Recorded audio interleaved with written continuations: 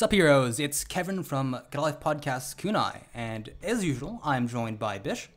Sup? And our boy Joe. Do not worry, because I am here! That was such a bad, we're... Bruh, you can't compare yourself to All Might. What? That's it, man. No, he is All Might. Joe is secretly All Might? He's secretly All Might. All Might. How are we not sure that he is? He could be. Yeah, but as you guys can see, we are all here today to cover, honestly, one of the episodes that I've been quite hyped for a while now. It is My Hero Academia, also known as Boku no Hero. But before we get into the thick of the conversation, right, Joe, do you mind telling our new listeners what we're all about? For you new folks, Get Alive Podcast Kunai is a monthly anime discussion podcast under the Get Alive group. Due to the nature of this discussion, we can't avoid spoilers of the show to be discussed. For those shows that are based off an existing piece of work, whether it's a manga, light novel, or some other media form, we're not going to be covering the source material. So don't worry about that.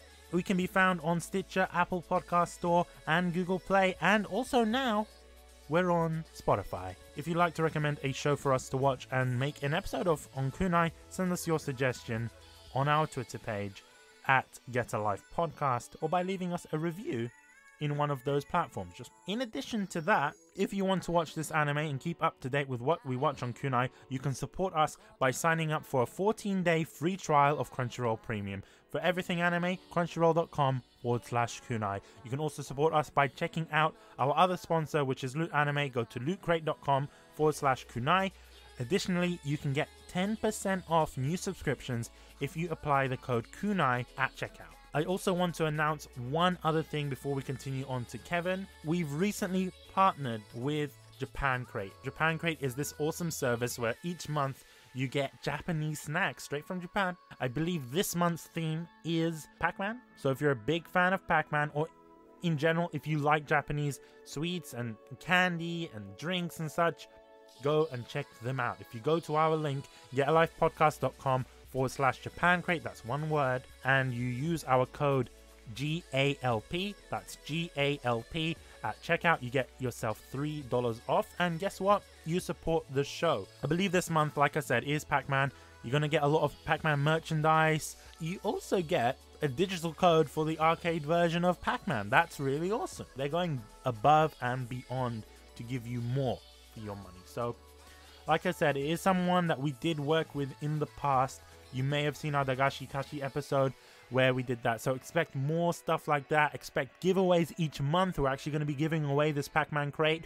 So if you also go to getalifepodcast.com/win, all the details will be there for your chance to win that month's crate. You know, if you don't win, make sure you just sign up for the crate. It is pretty awesome. We will be getting the crates as well, and we'll be posting them on our website. So even if you are a bit hesitant, you can go and check our posts on our website and on our Instagram at Get a Life Podcast. Check and see what it's all about. If you want to go in, jump in, use that code GALP for $3 off. I think that's the really awesome thing for you guys to do. But like I said, we will be doing some awesome stuff in the future with Japan Crate, and obviously with Kunai and with Galp. So stay tuned for that. Kevin? Alright, so as you guys know, My Hero Academia, known in Japan as Boku no Hero Academia, is a shonen action anime based off of the manga written by Kuhei Hiryokoshi and illustrated by Hirofumi Neda. It first aired during the spring season of 2016, and it ran for 13 episodes. The show is produced by Studio Bones and is directed by Kenji Nagasaki. And the show's original score was composed by Yuki Hayashi. Now guys, I want to know what your first impressions were of the show, or I guess in your case, Joe, and in my case as well, what you thought rewatching the first season, the second time, or third time, right? What you guys first think when you watch the first few episodes of My Hero Academia? Sure. I'll be honest with you, when watching this anime, I think the main motivation for watching, I don't know. There was the hype behind it, and I didn't want to watch it at first. I was very reluctant, but after watching it, I felt that this is why the show. Many years back, I purchased a manga, and I still have it to this day. I haven't even read it because I just didn't want to get into My Hero Academia. I didn't want to get into the hype of it. I only bought it because it was on sale, and I thought, okay, this might be cool, right? So I know that's a really harsh thing to say, Damn, but I was I'm an anime hipster. So, I don't watch what people are watching. The fact that I've watched My Hero Academia how many years after its original release? It's incredible. but that's not the anime's fault, right? Because if I remember correctly, you didn't watch Attack on Titan when it first came out either. No, did you? neither did Free. Yeah, I didn't watch any of these shows when they came out because it's just the hype has died down, right? Pretty much. Then again, the hype has never really died down for MHA. It hasn't, no. Bitch had to watch it because I was like, yo, we're doing a recording. You know, I'll be honest with you, Kevin. I didn't want to watch this anime because of the hype surrounding it. I was like, nope, I'm not watching it. Nope. But to be fair, Bish, if you wanted to wait for the hype to die down for MHA, like, you'd have to watch it on your deathbed, right? Like, let's be real, it's MHA. Probably, man. But the I don't know. The first impression of the show was very natural. It made me feel that I was Deku. Like, I felt the connection to Deku very early on. Because, you know, he has no quirks when everyone else has a quirk. And I feel like that. I feel that by not having a quirk, I feel like it didn't stop him from pursuing his dream. And it felt like this underdog story from the get-go. And I love underdog stories because it's like everyone's saying to him, look, everyone's against him, but he's saying, no, man, I'm against you guys. I'm against the world. And it's very, I don't know, it just drew me in. Deku drew me in. And I know a lot of people, from speaking to a lot of people don't like Deku, but that's, anyway, it's real. At least from the people that... What people have you been speaking to, man? You know, there's this guy, I'm going to call you out on the podcast, Darrow. I don't know why you don't like Deku. Oh, damn. Darrow. Okay. Darrow. I never gave this guy a shout out. Like, there's a guy I used to work with, and he's really cool, by the way.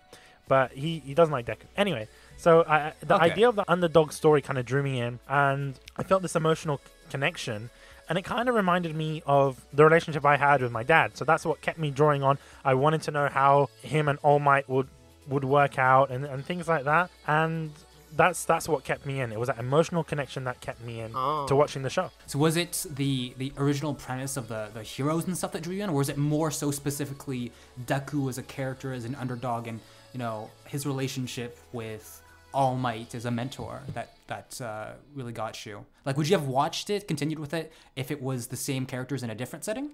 I'll be honest with you, if it was the same characters in a different setting, I would have loved it. It's for me, this show really relies on its characters. I don't necessarily care whether or not it's a superhero anime. Like, I didn't care. I wasn't interested in that because there are I don't know, I've seen a lot of superhero anime, like, you know, Tiger and Bunny, and I've seen a lot of, like, I've read a lot of comics and stuff, so in my life, I'm kind of used to it, and I feel like it's overdone. So you're kind of used to it already. You know, especially with the X-Men. This is kind of like the X-Men in the sense that it's a school for people with powers. And do you see what I mean? So it was also, very like, generic. It was like very cliche to the point, but I felt that the characters brought it out of that, and that's what made me hooked on to this anime, and that's my first impressions. Joe, in what context did you get into, you know, board the MHA hype train? Like, how'd you get introduced to it? Do you discover it on your own, or is it, you know, did you get dragged into it by some friends? Okay, so actually, it's just a little bit of a side story. So I was playing Final Fantasy 14. It's like we're doing some content, but like it turns out to be very boring. So the friends I was talking to were like, you know, we should watch some anime while we like wait for certain things to spawn. And then I don't remember how it went, but the conversation ended up going to My Hero Academia because that was like season 2 was really hot. No, I think it was season 3. Like it was just really hot around that time. And then like we were talking about how like I never watched it before. Like I ended up watching it like around the time as like the first season started airing, but I wasn't like hooked on it. So like so my friends were like, you know, what we're gonna do is we're gonna stop playing immediately and we're going to watch My Hero Academia together. And so like then we decided, like, you know, I'm gonna like we're starting back at season 1 again, and like we're gonna like rewatch from scratch. So like we watched first few episodes together, and like I was just, because I didn't remember anything about like when it originally aired, so in a way it was kind of like watching it blind all over again. And like after watching those first few episodes, I'm like, this could actually be very interesting. So like I began to watch more of it on my own, and like it was okay. How am I gonna put this? Like, it was something that kind of made me feel very good, because like, again, I was at a very like low point in my life around that time, like especially when it came to like college academics, and like I was just kind of like in this slump, but like just kind of seeing Deku go from the underdog, like somebody who was completely quirkless to because he was just seeing him like grow progressively throughout like the beginning of the first season, like where he got his power, like he showed like he had all this passion as somebody who was completely quirkless, and like just seeing him like slowly rise, like from like somebody who was just like who kind of just gave up to somebody who wanted to become the greatest hero. It just felt good, like just seeing Deku as a character interact with All Might and develop his own like agenda. It was inspiring, and it uplifted me in ways like I can't really describe. Like I'm not wording this very well, but like after going through like those first few episodes again, I can say like for certain that it what I'm captured my curious to heart know is that you said that, if I remember correctly, the first time you watched on your own, it didn't really hook you, right? Did you watch the entire first season, or did you only take like a sneak peek on the first few episodes? Because I want to know, like, Well, no, I watched it when it was like airing. Oh, okay, so you're just like feeling it out. Okay, so was it more so because you were watching with your your Final Fantasy 14 clanmates that got you into it? Was it because you watched it in that particular moment of your life that gave you the motivation to continue to watch it? Like, what made the difference the second time? What clicked in you and what made you go like, you know what, this is my show? Like, what changed? Honestly, I don't really know. Like, it was kind of like maybe I just saw like the show progress throughout like its third season, and then I was like, you know what, this looks like something that got a lot more interesting, so maybe I should give it a shot, since like everyone else is like raving about it. No, like I get you. I was watching a couple other shows around that time too, so I guess I just ended up dropping it along the way, and I was like too busy to pick it up again. But like the second time, like my friends were kind of like were like building my interest in the show again. This sounds like it's gone very good, and it sounds very hype, so I'm gonna watch it again. And especially since I was watching it with them, like it just kind of, I like watching anime with my friends. Like it's something I love to do every opportunity I get, and so I watch it and with my friends, and it feels a lot better. Like just I'm paying attention to stuff a little more too. Like I'm paying attention to characters. I'm like listening to the music. Like I'm paying attention to these relationships, and I feel like I came to appreciate it a lot more. And so like that kind of motivated me to watch more of it. I mean, I can kind of relate to that too, because like, I mean, I'm not gonna lie, the first time I watched it, like it wasn't like that it didn't click. It's just the second time, man, like maybe it's because I know I'm gonna have a conversation about it with you guys, but just like I was a lot more hyped, and you notice things the second time, but you just don't appreciate in your first viewing. That's true. It's a show that you can really, especially the first season, since it's only 13 episodes, right? It takes like no time at all to rewatch it, right? So like just seeing it again, right? Noticing little bad wording, but every little character's personal quirks, right? Their personalities and little nice details, pun, Kevin. right? That it wasn't an intentional pun, but it's the first word that came to my mind, right? Just seeing the little things that are added to each of the characters, right? Just makes it a joy to rewatch. Because to give you guys a bit of context, right? On my first viewing, right? Honestly, I didn't really have any disdain towards it, but I was kind of like indifferent, like you, Joe. I was just like, okay, I guess that's the new shonen that the youngins are watching nowadays, right? Yeah. Okay. You're not that I'm old. not that old, but I was like, you don't have the right to say that. It's a new generation of shonen, right? Because in my head, right, I followed Naruto. That's the question. Do you think it's a new generation of shonen? I think it's the same fucking generation of shonen shows. We'll get into that, because I think that it's well, if it is part of the same generation as say Naruto or Bleach, I think that there is quite a bit that sets it apart, though. That's why I say a new generation, because I want to separate it from what I'm used to watching. Because I used to watch So it's like more of like a new step. Yeah, New it's a step different in the right taste of direction. shonen. It's a different kind, right? But anyways, right? I was really much into Bleach and Naruto, right? And after both of those series ended, right? Both the manga and the show, I kind of lost motivation, honestly, to continue watching shonen. Because I was like, you know what? Maybe I had time to watch, like, 500 episode shows or, several hundred chapter mangas when I was in, middle or high school. But, it's not really my thing anymore.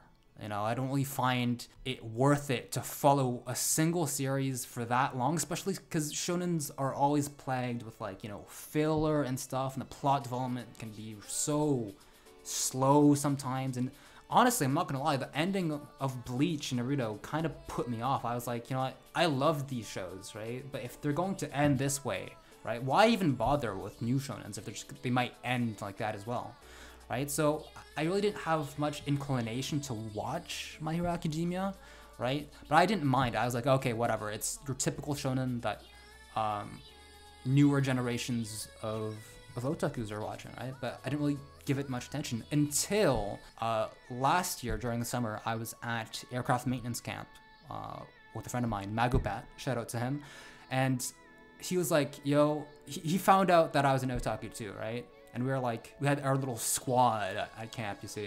And he was like, if you're an otaku and you haven't watched MHA, there's a fucking problem. And so the first thing we did together was like, we sat down and we basically we had a schedule, right? Where we just watched MHA together, right? And I don't know, it was just, at first, honestly, watching through it, I found that for the first 2 episodes specifically, I was like, okay, it's all right?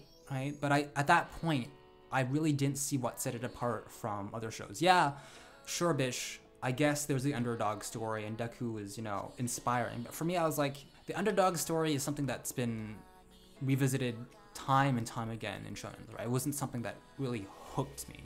In my opinion, the first time I saw the show, it wasn't until the very end, the last arc specifically, that I really got hooked to the universe and the story. The second time rewatching, however, my first impressions were very different. Yes, I found that the first 2 episodes were there because, I was kind of put off by I was actually put off by the underdog story. I found that, I found that Deku's optimism was kind of unrealistic because even All Might in the beginning was like, dude, you're quirkless. There's nothing you can do to gain a quirk, right? Unless, of course, he gives it to him, right? I was like, Deku, you're being completely unrealistic here, right? There's a difference between being motivated and being unreasonable. He was being unreasonable, right? You can't compete with people who have superpowers if you don't have any, right?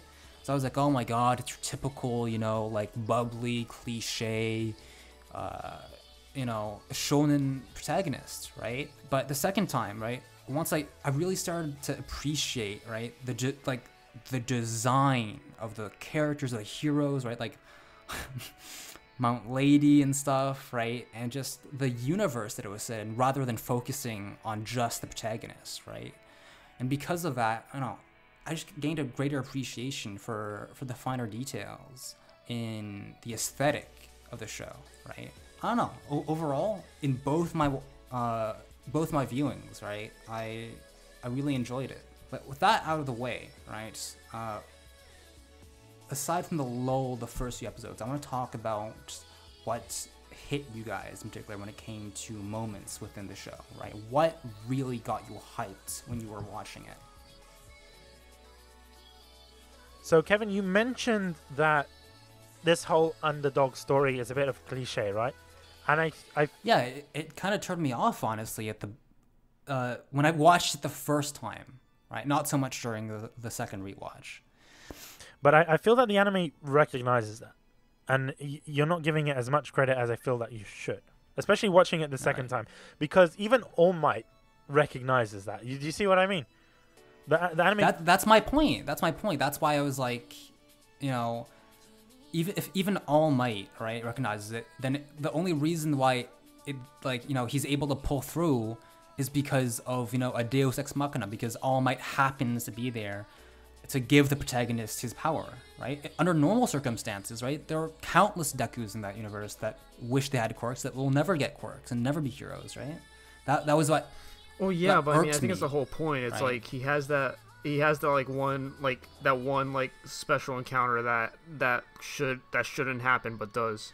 I know, I recognize that, but for me, it was just kind of like, you know, I get the message they're trying to get across where it's like, you can achieve your dreams if you try hard enough, but I was like, man, imagine all those other kids in this universe that can't achieve their dreams because they're not the protagonists. No, right? I don't necessarily supers. agree with that, because All Might did say, he said, you know what, kid, give up on your dream. And remember that flashback with the mom, and they're like, the mom's like, oh, I'm sorry, Deku, do you know what I mean?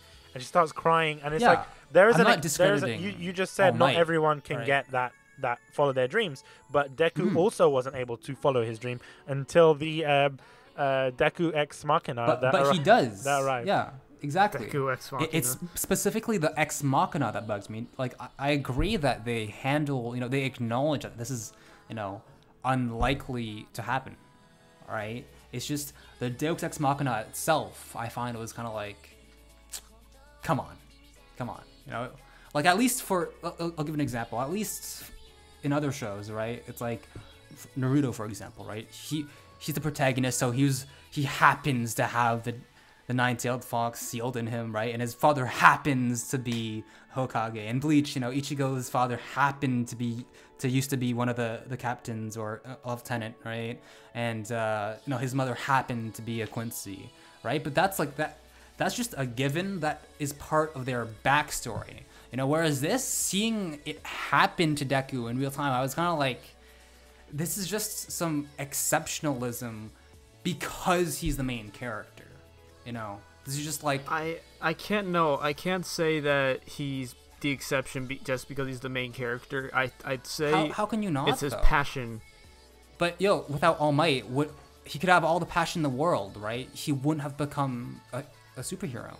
Okay, so it goes back to what Bish said about how, you know, All Might was like, you know, you should give up, like, it's like you shouldn't try. Mm-hmm. With such a huge like commotion, like it'd be natural for All Might to be there. It also makes sense for Deku to be there because he finds out, like he's walking, like he sees the commotion, he goes to it, then Bakugo, he sees Bakugo, and then like he has like his passion, like his desire to like be a hero and save somebody, like he just kind of it pushes him to just go in recklessly. That's what I'm talking about, though. I think you're just proving my point because All Might, seeing this, he sees that, you know what, like maybe like I was wrong, maybe like maybe he looks like the person that I was looking for, and then All Might like willingly searches him out and decides that he, you know what, I saw how passionate you were, I saw it's like despite me saying that like you should give up, so like I think that you would be worthy of. But that's the thing, Joe. Like even with that, it's not disputing Kevin's point. It's just reinforcing it even more. That in itself is very cliche. My point specifically, Joe, was regards to not, you know, I agree with you that Deku, he doesn't just work hard in the first 2 episodes, right? He's worked his entire life towards this goal, right? But it's just me like, if despite all his passion, all right, if One for All was not transferable, all right, there would be like his passion would have all been for naught, right? All Might stand would have still have his point would still have stood, right? Despite all your passion. Well, yeah, right? but like we can't really say like if this didn't happen. We can't say if X happened, then Y wouldn't have happened, and then say that's a valid point, because I feel like it's kind of like just kind of warping his story so that it goes to our viewpoint. I'm not trying to warp it though. I'm just stating a fact that that's what it sounds like. Is it kind of like? Is it not a fact though that One for All is literally one of, I guess I'm kind of spoiling, but one of 2 powers that can be more or less transferred between people? What? Okay, I didn't know that. Right? But it's a given in the universe, in the show's universe, that you can't transfer quirks, right? You're either you have one or you don't, right? That's my point. That's the reality of the characters, right? So that's why I was kind of irked by it. It's like, dude, I get you're passionate, but you have to be realistic about what you can and cannot do. All right? Every kid might grow up being like, I can be the president of the United States, right? No, but agree is that with you, realistic? No. Kevin, especially Okay. going maybe back to even when he was at school, but even before he had that encounter with All Might or any of that, he wanted to apply to UA, and it's like, how the fuck do you expect to go through UA and go through the tests if you don't have a fucking quirk? That's the thing I didn't understand. Why did he want to apply to it in the first place? It seemed like a pipe dream. I don't want to overstate this though, right? I think it's a small gripe, right? I'm not trying to shit on Deku or the writing or anything. It's just, it was a small gripe that irked me the first time I watched, right? The second time, I got to appreciate other aspects in the first 2 episodes, right? And it's not something that, like, once he does get his powers, right, and you kind of accept it as a fact, it's fine, right? I just wanted to put out there as kind of an antithesis to what hooked Bish, actually, when he first watched it, right? I just found it interesting that the thing that kind of turned me off ever so slightly when I first watched it was actually the thing that got Bish hooked onto the series, right? That's all I wanted to say. I'm not trying to shit on anything or, trying to say that this show I'm not, like, is blaming you. cliche, I'm not, like, because it isn't. saying you're shitting on anything. I'm just kind of, I'm just kind of confused. I can't really see it as, like, a Deus Ex Machina because it doesn't meet, like, every piece of criteria that makes something a Deus Ex Machina in my eyes. But Okay. anyway, Fair enough. Like, fair I kind enough. of get what you mean. But while we're talking about what really hooked us in the first few episodes, I want to talk about what moments just in the show in general really stood out to you, right? Whether good or bad, or like what really got your blood pumping for My Hero Academia, because I've got quite a bit, and I want to know if you guys have the for same me, episodes. like I said, one of the first episodes was great because of this whole underdog story, and watching those training scenes was great. And one thing that oh my god, what it was hype. It was hype worthy to the point where I was at the gym and I was seeing Deku work out. And I was like, fuck yeah, because I was watching this anime. It was I can't even remember what episode it was is when it, he man? was pushing the fridge. Oh yeah, you were watching it at the gym, so like. Yes, yeah, man. Training montage was fucking hype. Yes. Joe, oh my god. I will tell you something. I watched this anime. It takes you 5 hours or 6 hours to watch the anime. I went to the gym at 12 o'clock, not midnight, noon, and I left the gym at 6 p.m.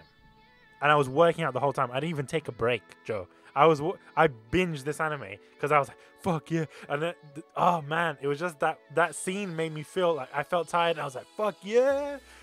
Do you know what I mean? Like, watching that gave me that motivation. It made me hype as fuck. Like, I really loved that episode. Another episode that I really liked was episode 5. And it was the first time where...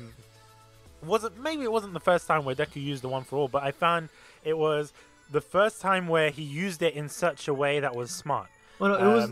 You know where he was throwing the ball and he used it instead of breaking his whole arm, because he was like, oh look, if I break my arm, I'm going to go back to the nurse. I'm fucked.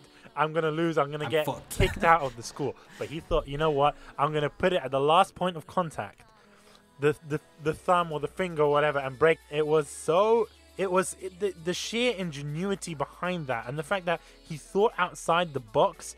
I felt happy. I felt joy for Deku. I was like, fuck yeah, Deku, you're not going to get kicked out of school today, son. Like, it made me root for him all the more. And the face on Mr. Aizawa, Eraserhead, oh man, that was even more sweeter for me. I found that, like, if anything, not only was the throw ingenious, right? It just, I don't know, the exact moment, right, where you can see his 2 fingers make contact with the ball, right, is so fucking hype. But what made it all the better for me, I think, was Aizawa. Not just his reaction, but just if you look at the context, right, with Aizawa's pressure, right, the threat of being expelled and stuff, right, it was like a do or die moment. And obviously, being the main character in a shonen, like, he's gonna make it, right? But it's just the how, right? You didn't know how he was gonna do it, right? And just that fucking reveal with the single throw, right, and everything. Just the context of the challenge right, was I felt that intense. in the time of watching, even though I knew that this show has 3 seasons, and I knew it's very successful and whatever, so I knew Deku had to succeed, but I felt that Deku was not going to succeed. Like, there was that pressure on me. I felt Exactly, anxiety. it's I was like, 'cause- is he going to succeed? Is he not Wait, going to that's what I felt too. Like I couldn't. Like I know like you kind of a lot of protagonists have that sort of plot armor, where it's like they can where there's a good chance that they'll like succeed in what they're doing.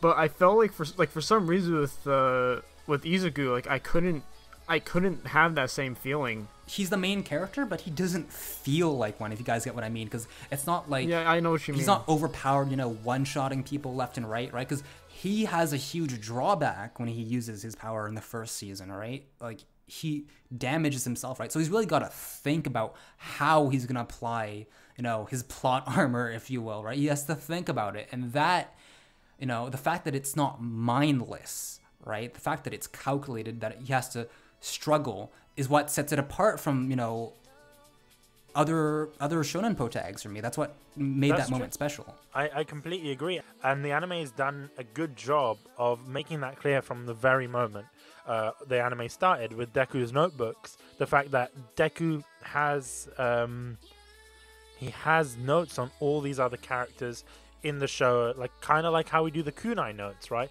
So he's got notes on everything, so he knows his points that he's going to say. And especially now thinking about it, I'm not surprised that he thought up of something like that, and he's very calculating in that sense. I was not surprised now thinking about it. In the time I was, but taking a second look at it, I'm not surprised because it is his nature.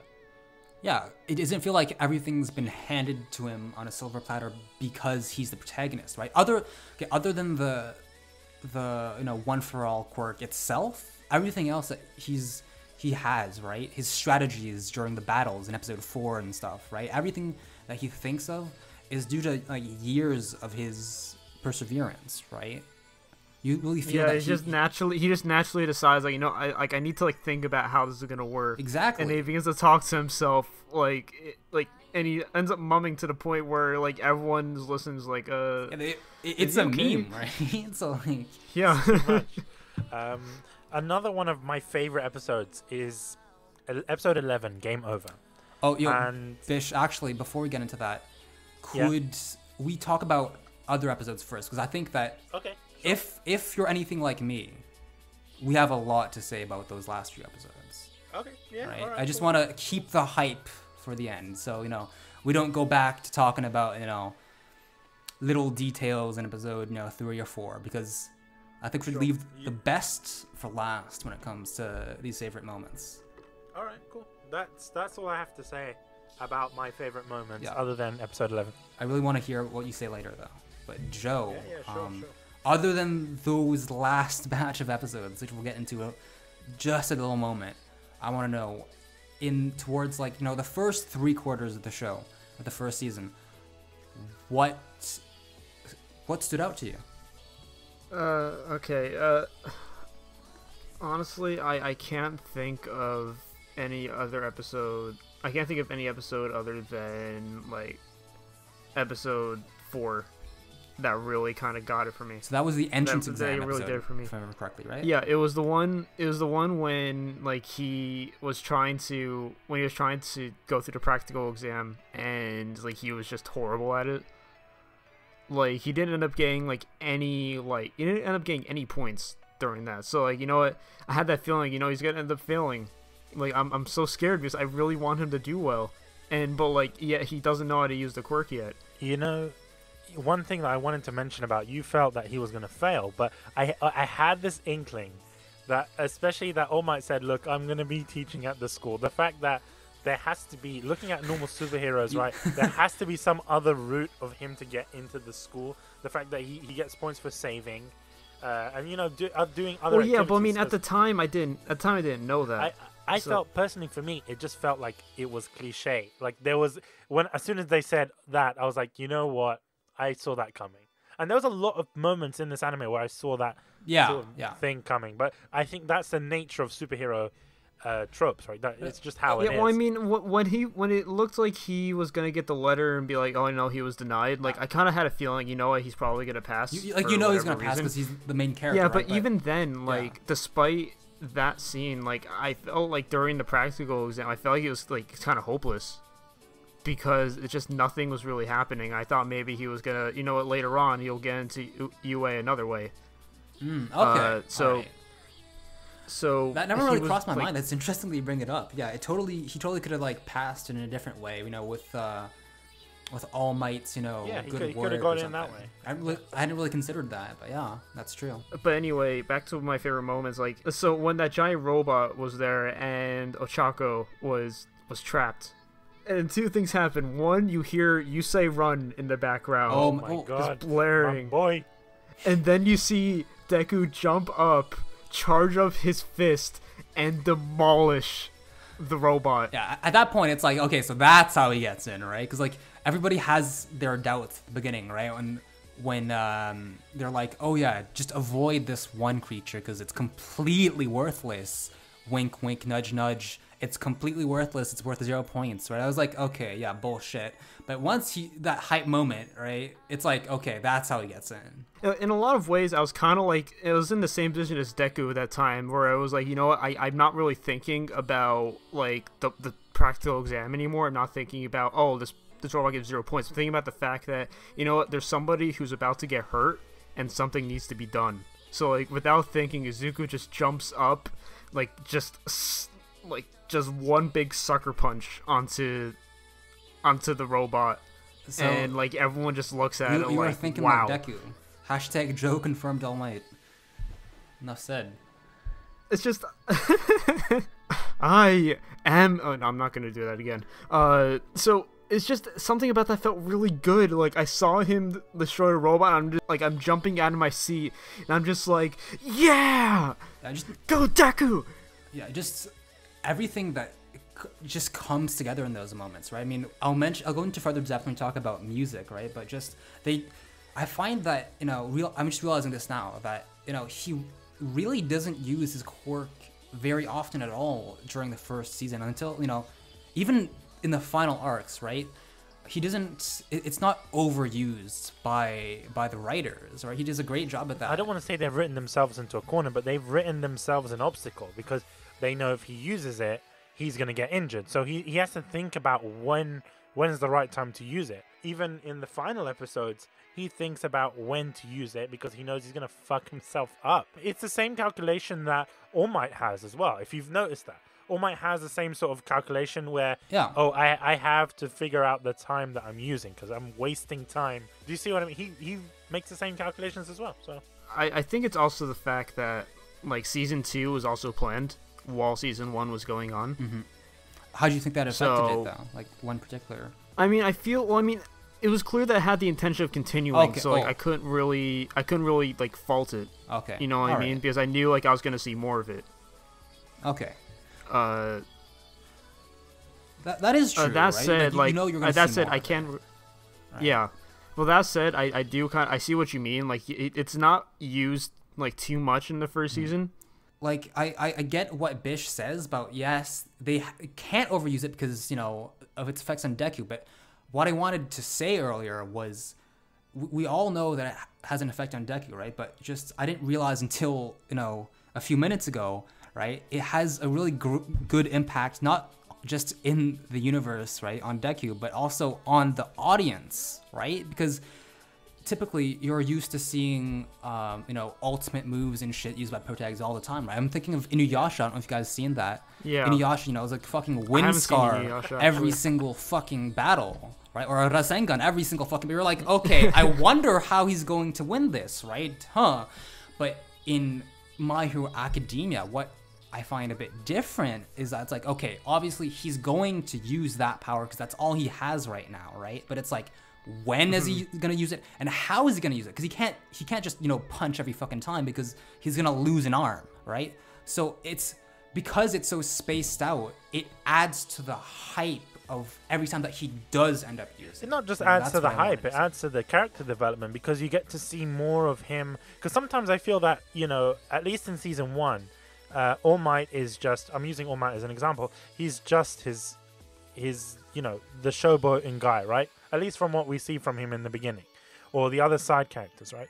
So the fact that he doesn't use his quirk all the time means we get to see more of Deku and more of what he actually does and what he thinks. Do you see what I mean? So I don't think it's just a hype building tool, but I feel it's a character building tool as well. It absolutely is, yeah.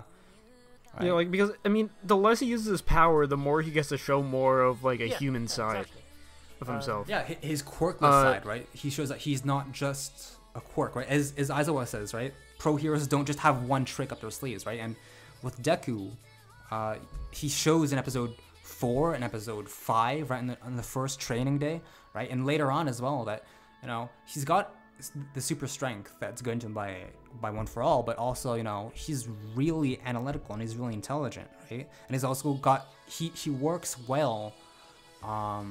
He thinks quickly, right? Or actually, I should say he doesn't think, right? He just goes with his gut, right, when it comes to saving people and stuff, right? And that's what sets him apart. Right. Yeah. He in a way you can kind of think of him as reckless, but he's also like analytical in some ways. He's reckless.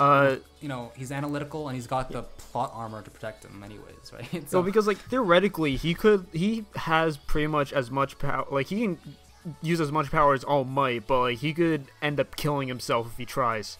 It's just he doesn't. His body isn't used to it yet, and so he realizes that and he has to adapt to it. Yeah. Exactly. I mean, he doesn't really get into it until the very end, but I find that they spaced out Deku's use of his quirk very well in the first few episodes, specifically 4 and 5, right, where it's put to the test.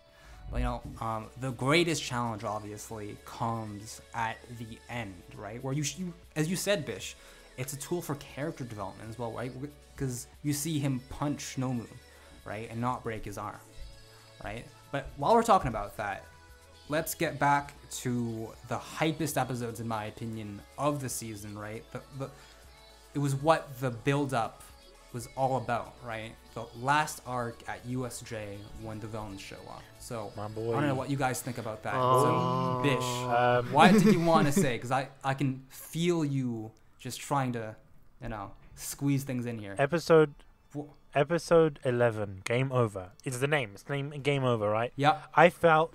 Watching episode 11, I came in thinking this is game over for UA. And then when I watched episode 12, I felt, nah, man, this is game over. Like, I felt that what game over felt like. Do you see what I mean?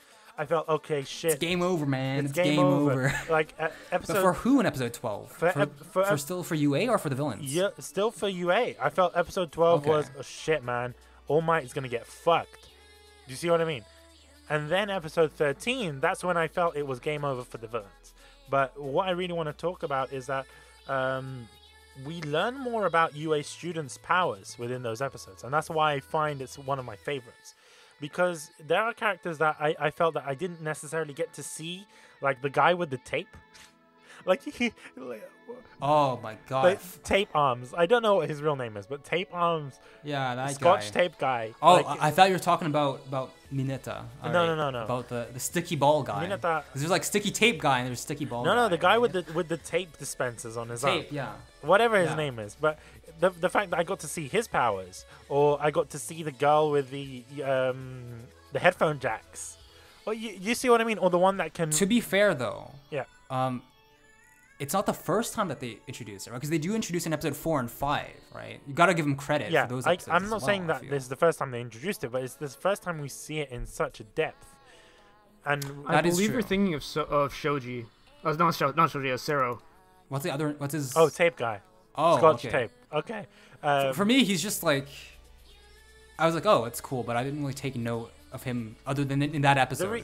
But the fact that episode gave that opportunity to show how the characters work together as a team, and how Deku gets to not necessarily abuse, but he uses those other characters' powers because he knows, okay, fuck, I can't use my power, so he uses Froppy, and he uses Minata as well, or whatever his name is, and his power is so useless, but he made it useful, and that's what I liked about the episode.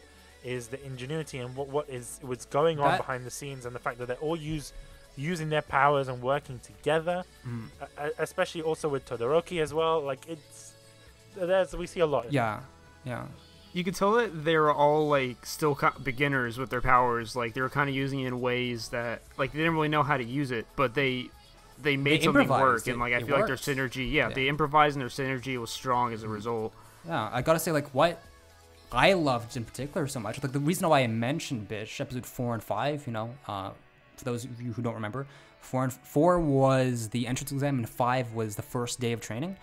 Why I mentioned that, right, is because I think episode 10 really combined what I loved about 4 and 5, right, the fact that they smoothly introduced the side cast's abilities, right, with the action, right, that you got earlier on in the anime as well. So they introduce characters' abilities, right? You get to see them in action, right? It's not just like exposition. It's not an exposition where they just explain someone's abilities for like 5 minutes, right? You get to see it in action, in combat for once, right? It's just not against dummies or against each other, right?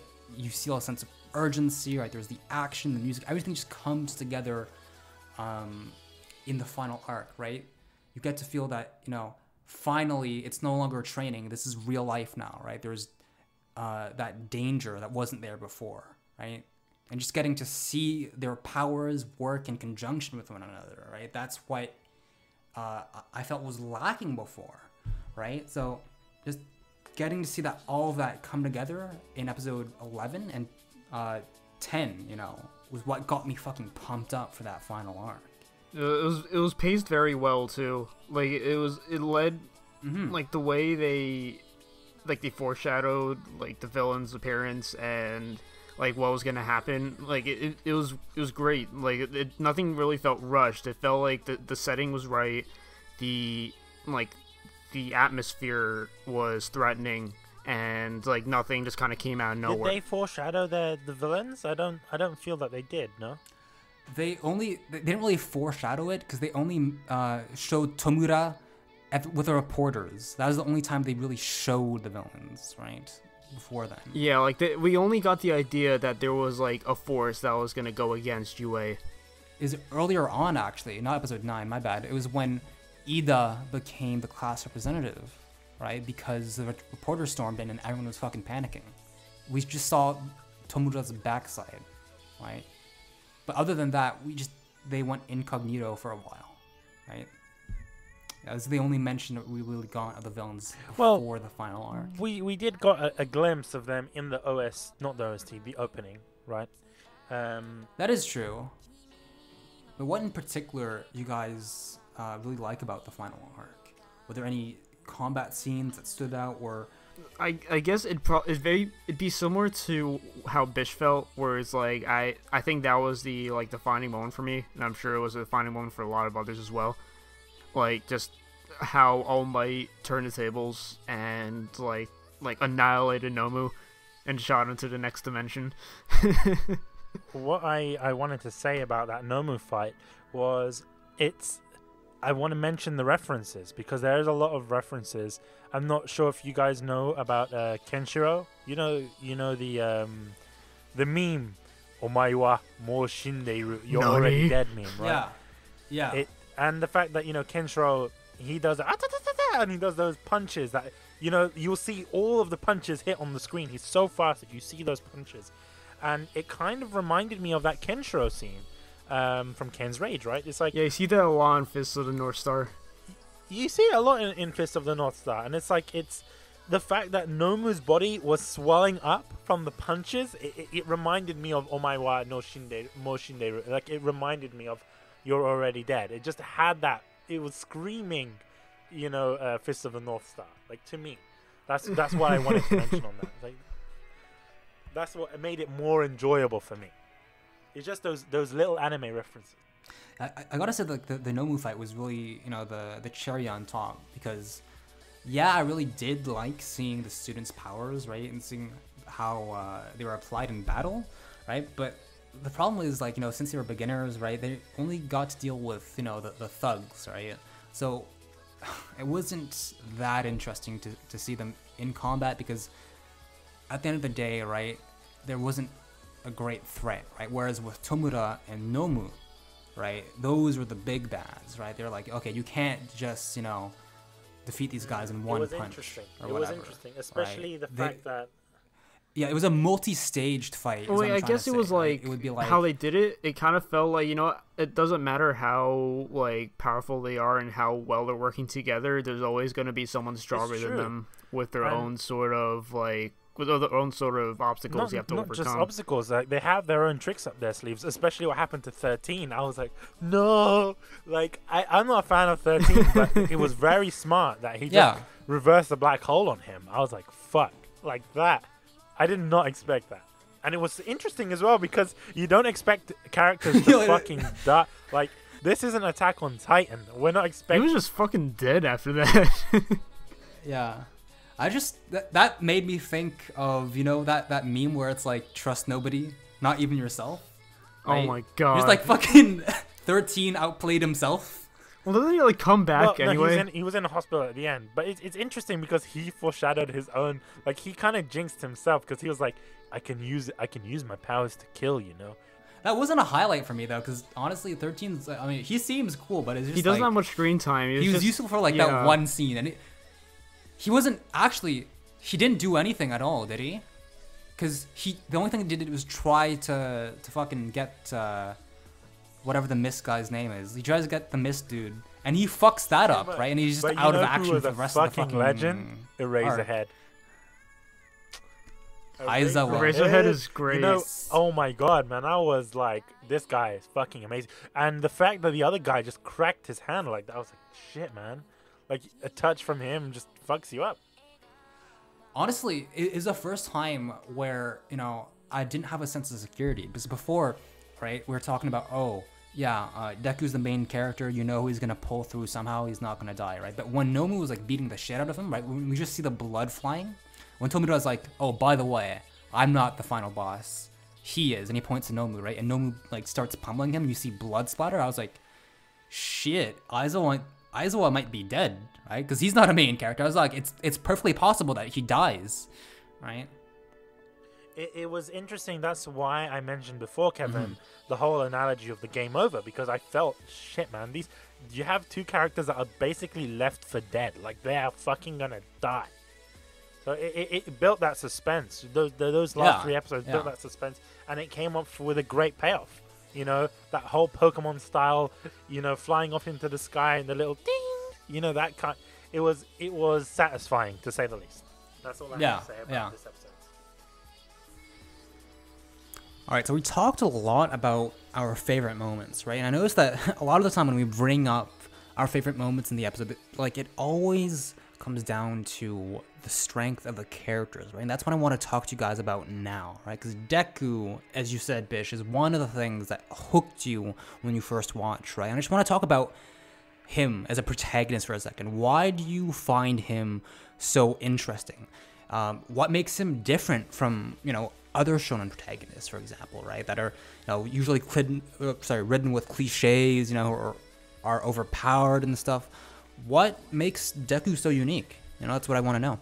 Well, you mentioned that you mentioned that other protagonists in shonen shows are very cliche, but I have to say that Deku is quite cliche in the terms of he has no powers and it's this underdog story in itself. That's cliche, right? But the fact that he is the underdog, that's what makes him unique. That's the fact that he's relatable. Like, he's not a Naruto. He doesn't have the power already. He's not already OP from the start.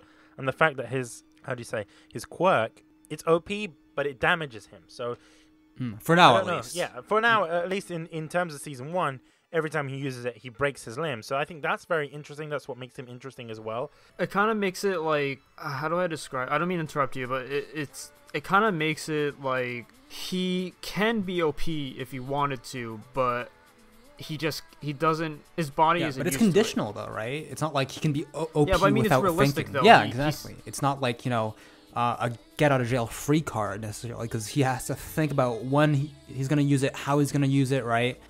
There's a trade-off, whereas I find that in a lot of the other shows, right? Like, I don't recall there being like a trade-off to Naruto's like 5 billion variations of a Rasengan, right? It's always like the same shit, right? He doesn't really have to think about it. He's just he's been OP from the start, right? Whereas there's this interesting dynamic between Deku and the power that he's inherited, because he's not naturally OP. I mean, he definitely got plot armor. He's exceptional because he's the protagonist, right? He was the one kid, after all, who ended up getting All Might's power. It's a strong right? ability, but it's something that's out of his league. Yeah, exactly. Yeah. You guys raise up a good point when you're talking about, you're saying Naruto doesn't need to think about using his 1,000,001 Rasengans, right? But this is what separates Deku from all the other protagonists of shonen shows and manga, is that he thinks. You see what I mean? He's the only one that thinks, and he calculates everything, and the fact that he makes notes on everything. So he knows what he's going to do, what's his consequences of him doing those actions, as opposed to jumping in full force. Well, we see him at times jumping in full force without thinking, but even when he's going into, for example, saving Kachan at the beginning, he's going in knowing that he has that goal in mind, but he's not necessarily he's not thinking, but at the same time he's thinking in the background. You see what I mean? Like he's being reckless, but he's thinking about being reckless. Like he's thinking about his consequences, what's going to go on, how can I defeat this enemy, right? As far as I see it, I think it's more like he's reckless, but all he's really thinking about is, oh my god, Kachan's in trouble, and I need to go save him. He doesn't really think about much else in that scene. He just thinks you know what, I have to save him no matter what. And I feel like that's what kind of makes him stand out. Yeah, but I mean, then again, right? I personally found those moments to be not necessarily bad, but it just wasn't as interesting to watch for me as a spectator compared to, once he actually starts training, right? He gets into combat scenarios, right? Or he has challenges to overcome that Aizawa Senpai imposes upon him, right? I find those moments that where he acts recklessly, I mean, yeah, that shows his character, but at the same time, it's I mean, yeah, we get it. He's got a good heart and whatever. It's just there to build character, right?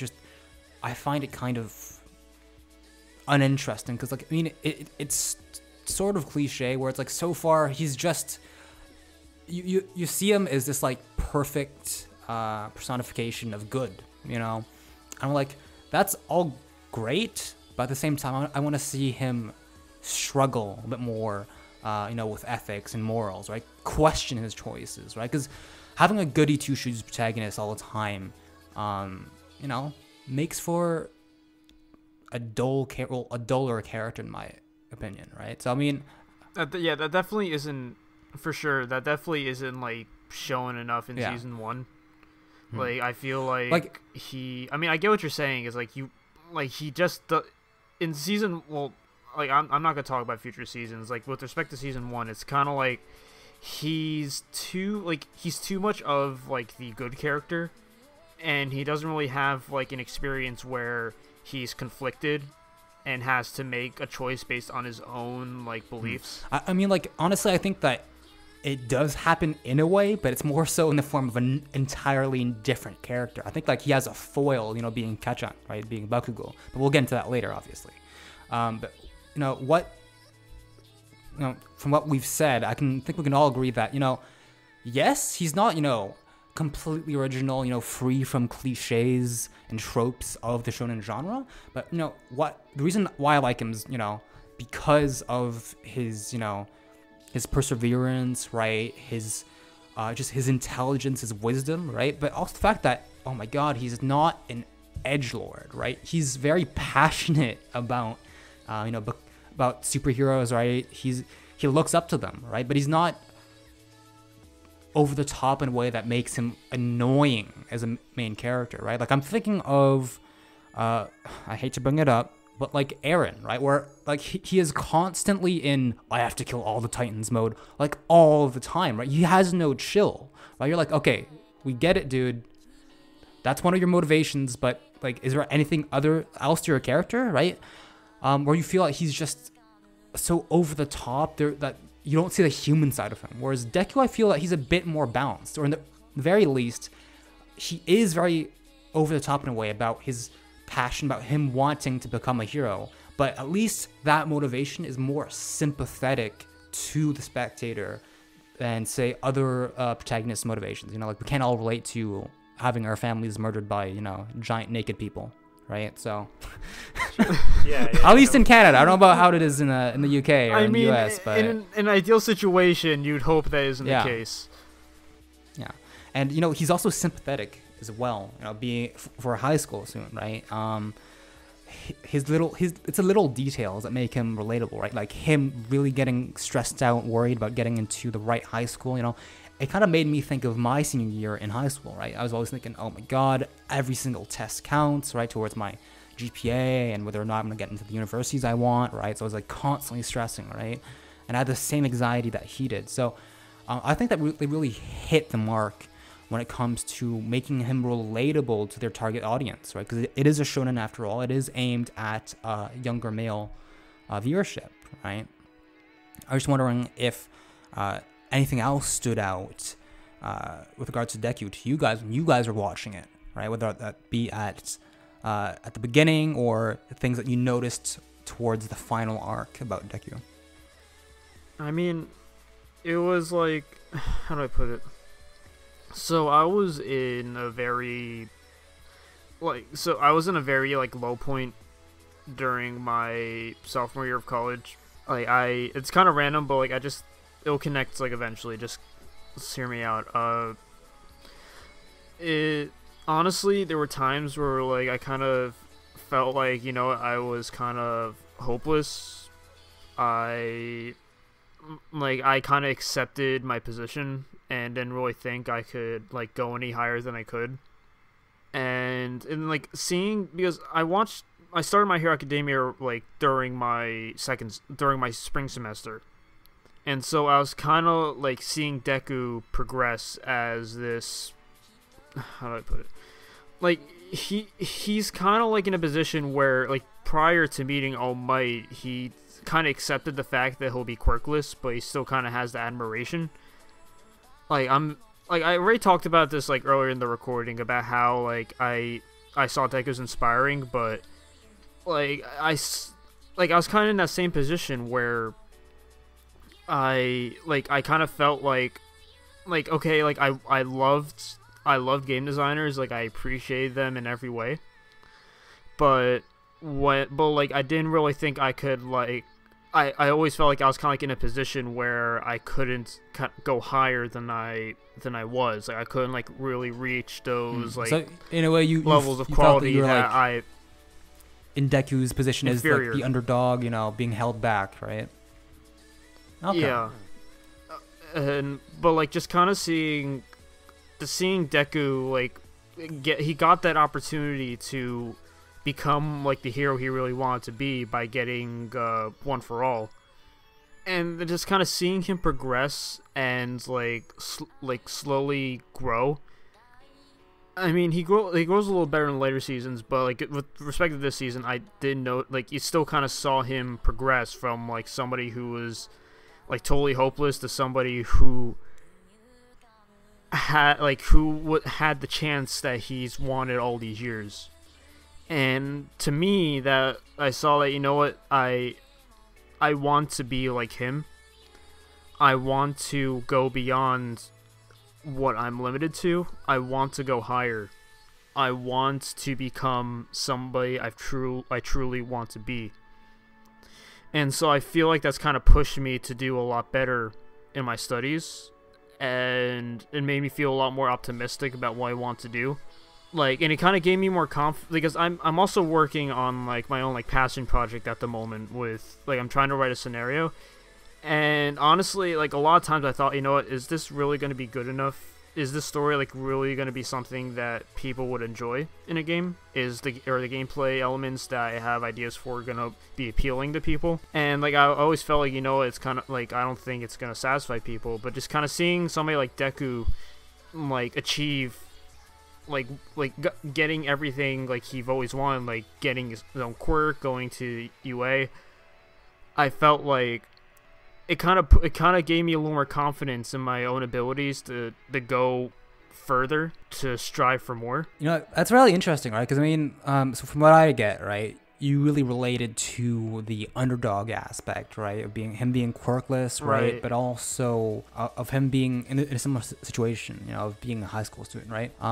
I totally get that. I just want to ask you, like, do you know why it was Deku in particular that, stood out to you? Because I do think it's like, high school settings are pretty common in other shows, right? Not just shonens, but in like rom-coms, for example. Was there anything about Deku specifically, or just this show that, made it click for you?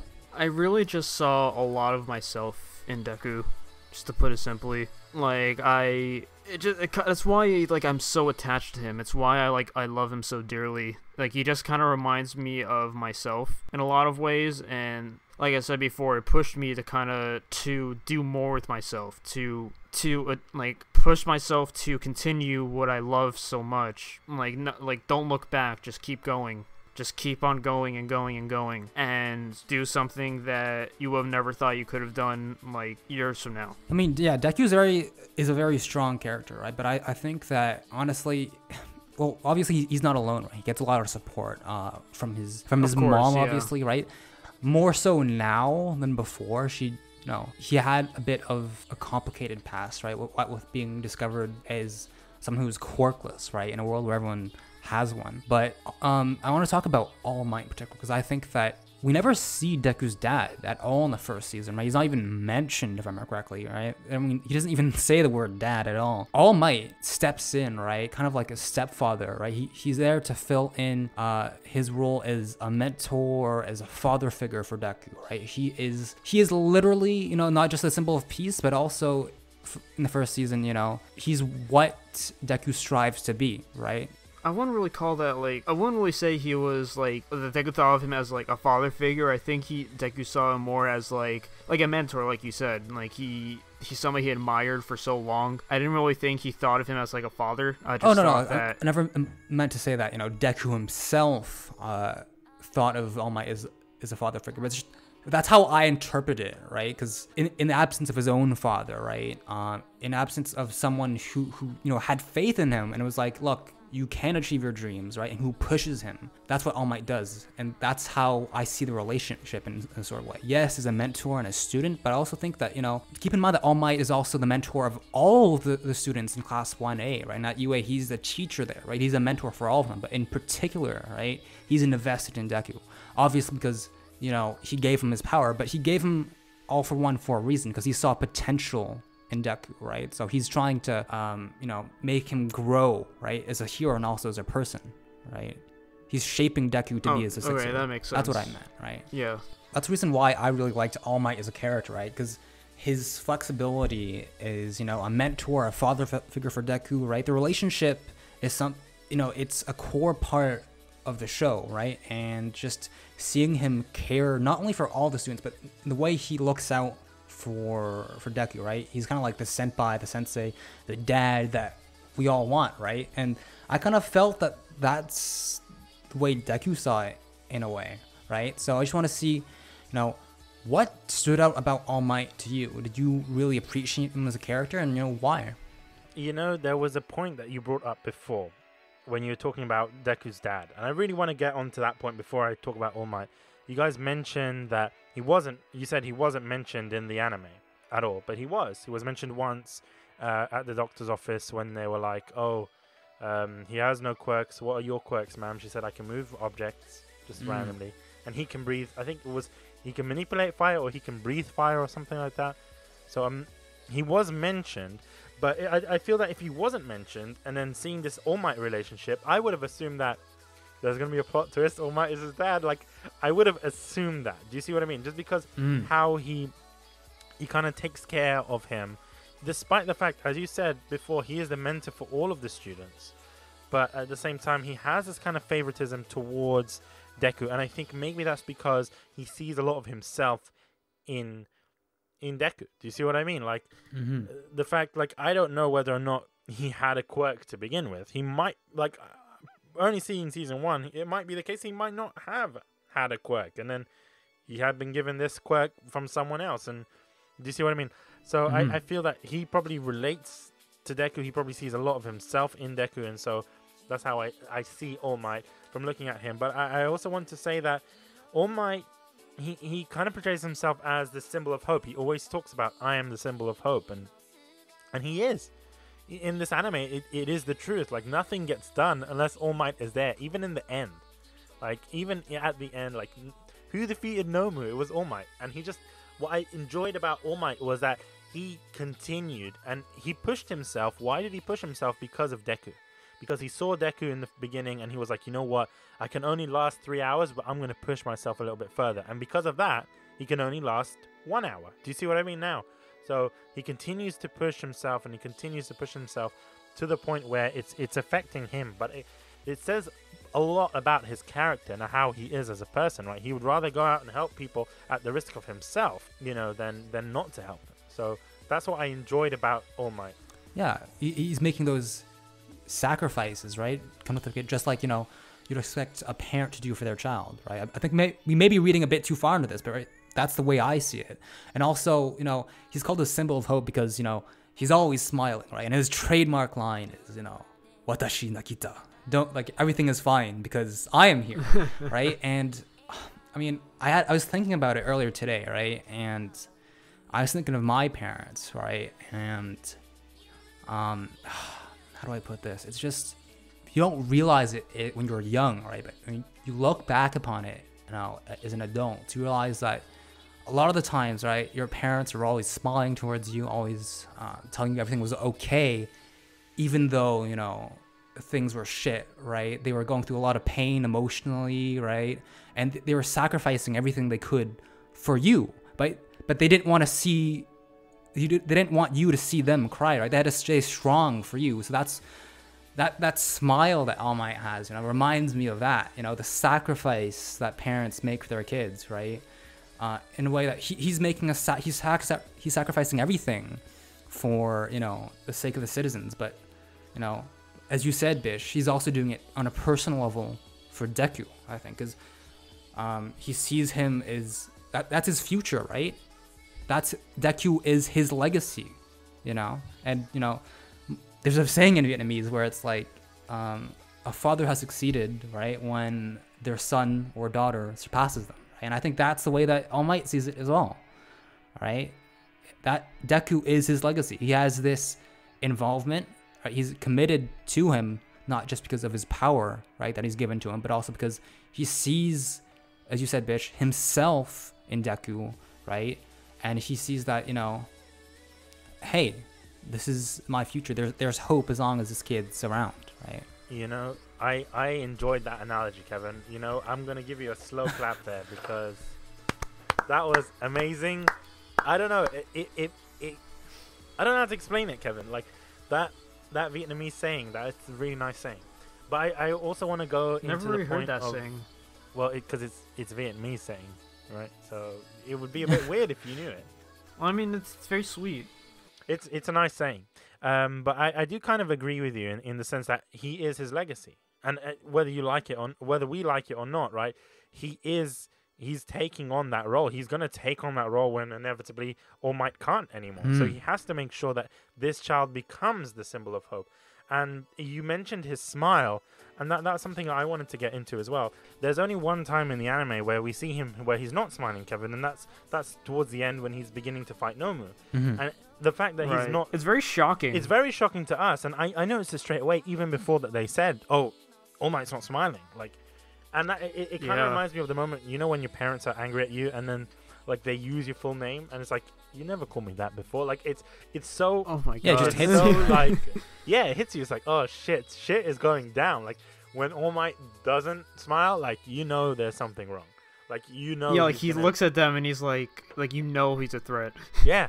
But that's the thing, is the fact that the rest of the characters even acknowledge that. It says a lot about his character. And there's one last point I wanted to mention about All Might before passing the mic off to you guys, is the fact that he is also, like, not just a symbol of hope, but he kind of represents the United States. You're going into another thing, like, I'm not even talking about his costume or anything, is the fact that he's very... American. He's like, yeah, I mean, he's got the blonde hair and everything, right? And all his moves are named after states. You know what I like about his moves? Like he picks like this. I don't want to say the most mundane states, But okay, Whoa, Texas Smash, I get it. That makes sense. Texas Smash makes sense, but Delaware Smash, like I don't even know what Delaware does. Like, how? I don't even know if Americans know what Delaware did. Like, Yeah, that's. I What don't know I'm if thinking. Delaware Well, knows okay, what they do. What next, right? What else? Like, is everything a Smash that way does?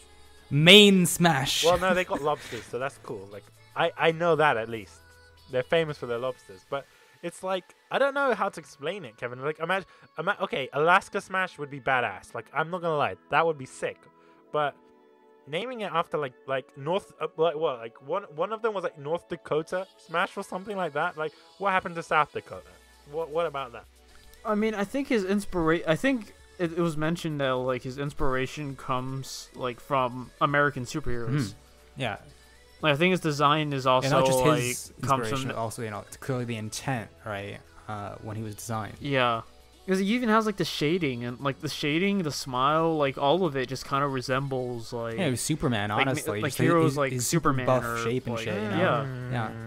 You know, it's interesting you mentioned Superman, but I want to talk about that more so in his character design and the references that they have towards other superheroes. But I'll pass it off to you guys and what you think about All Might as a character. I mean, I said all I have to say about him as a character. I do have a bit more to add about his lines, which I think are golden. But, Joe, before we get onto that, was there anything that stood out about All Might to you personally? Did you feel a connection? Honestly, Bish described a lot of what I thought of All Might. I felt like he really stood out for a number of reasons, like him being sort of like the father figure for Deku, like kind of guiding him in the right direction, training him to use his passed down ability properly. Like, it's kind of interesting because like All Might goes through a little bit of his own development as well. Like after the scene with All Might telling Deku like, you should just give up.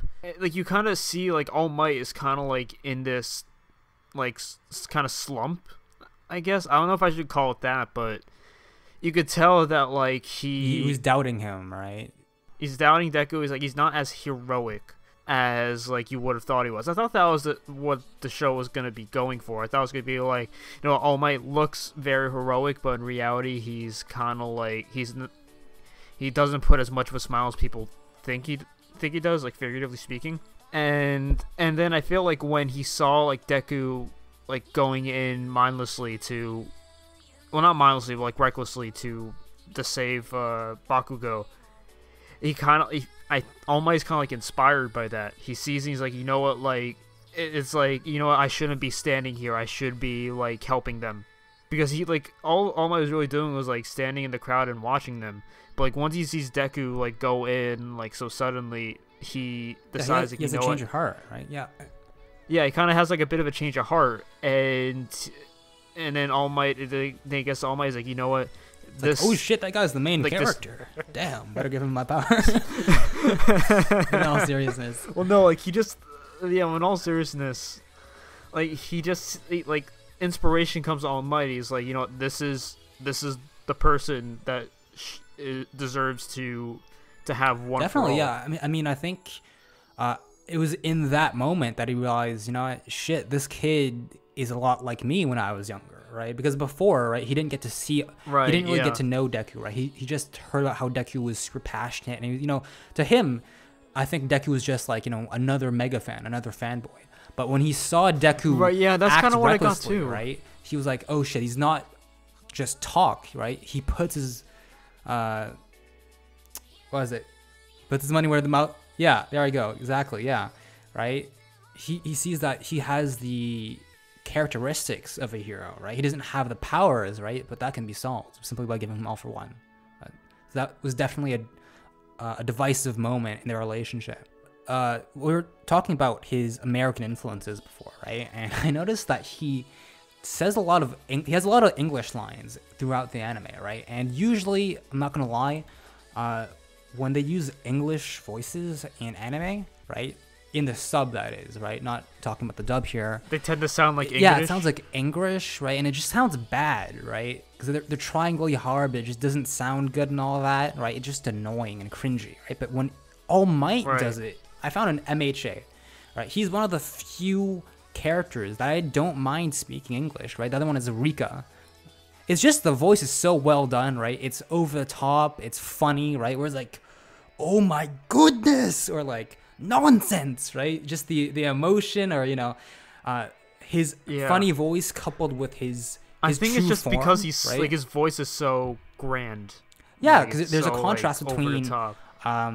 his hero form, right? All muscular and buff and shit, right? Your typical hero, and his true form, right? This scrawny ass guy with like black eyes and this, weird ass voice, right? It's just that contrast. I mean, it's it's a really very funny. normal voice.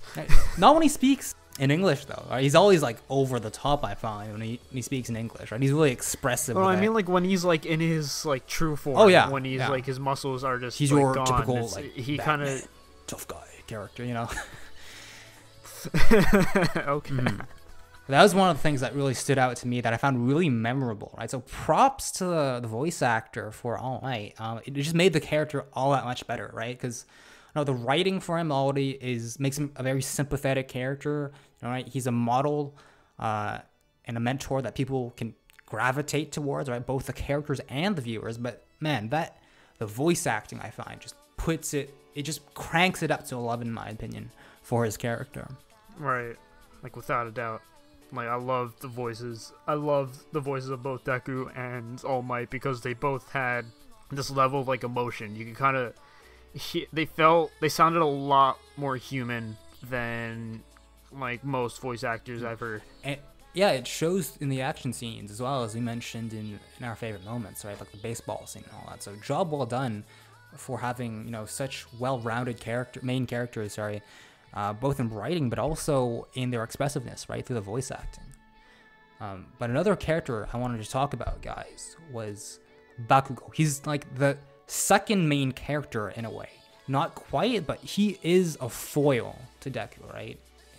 And it's really apparent when considering, like they grew up as childhood friends. Or he's in the first scene of the show, right? He's there in the very first scene when he's like beating up Deku, right? So they been through a lot of the same things at the same school, right? Have the same aspirations and goals. They go into UA together, right? But I find him interesting because he's a foil to Deku, right? There are times, right, where a lot of the other characters mention are like, "Yo, you're acting outright villainous right now," right? So he's kind of an antithesis to Deku in a way. He's still a hero, but their attitudes are just so different, right?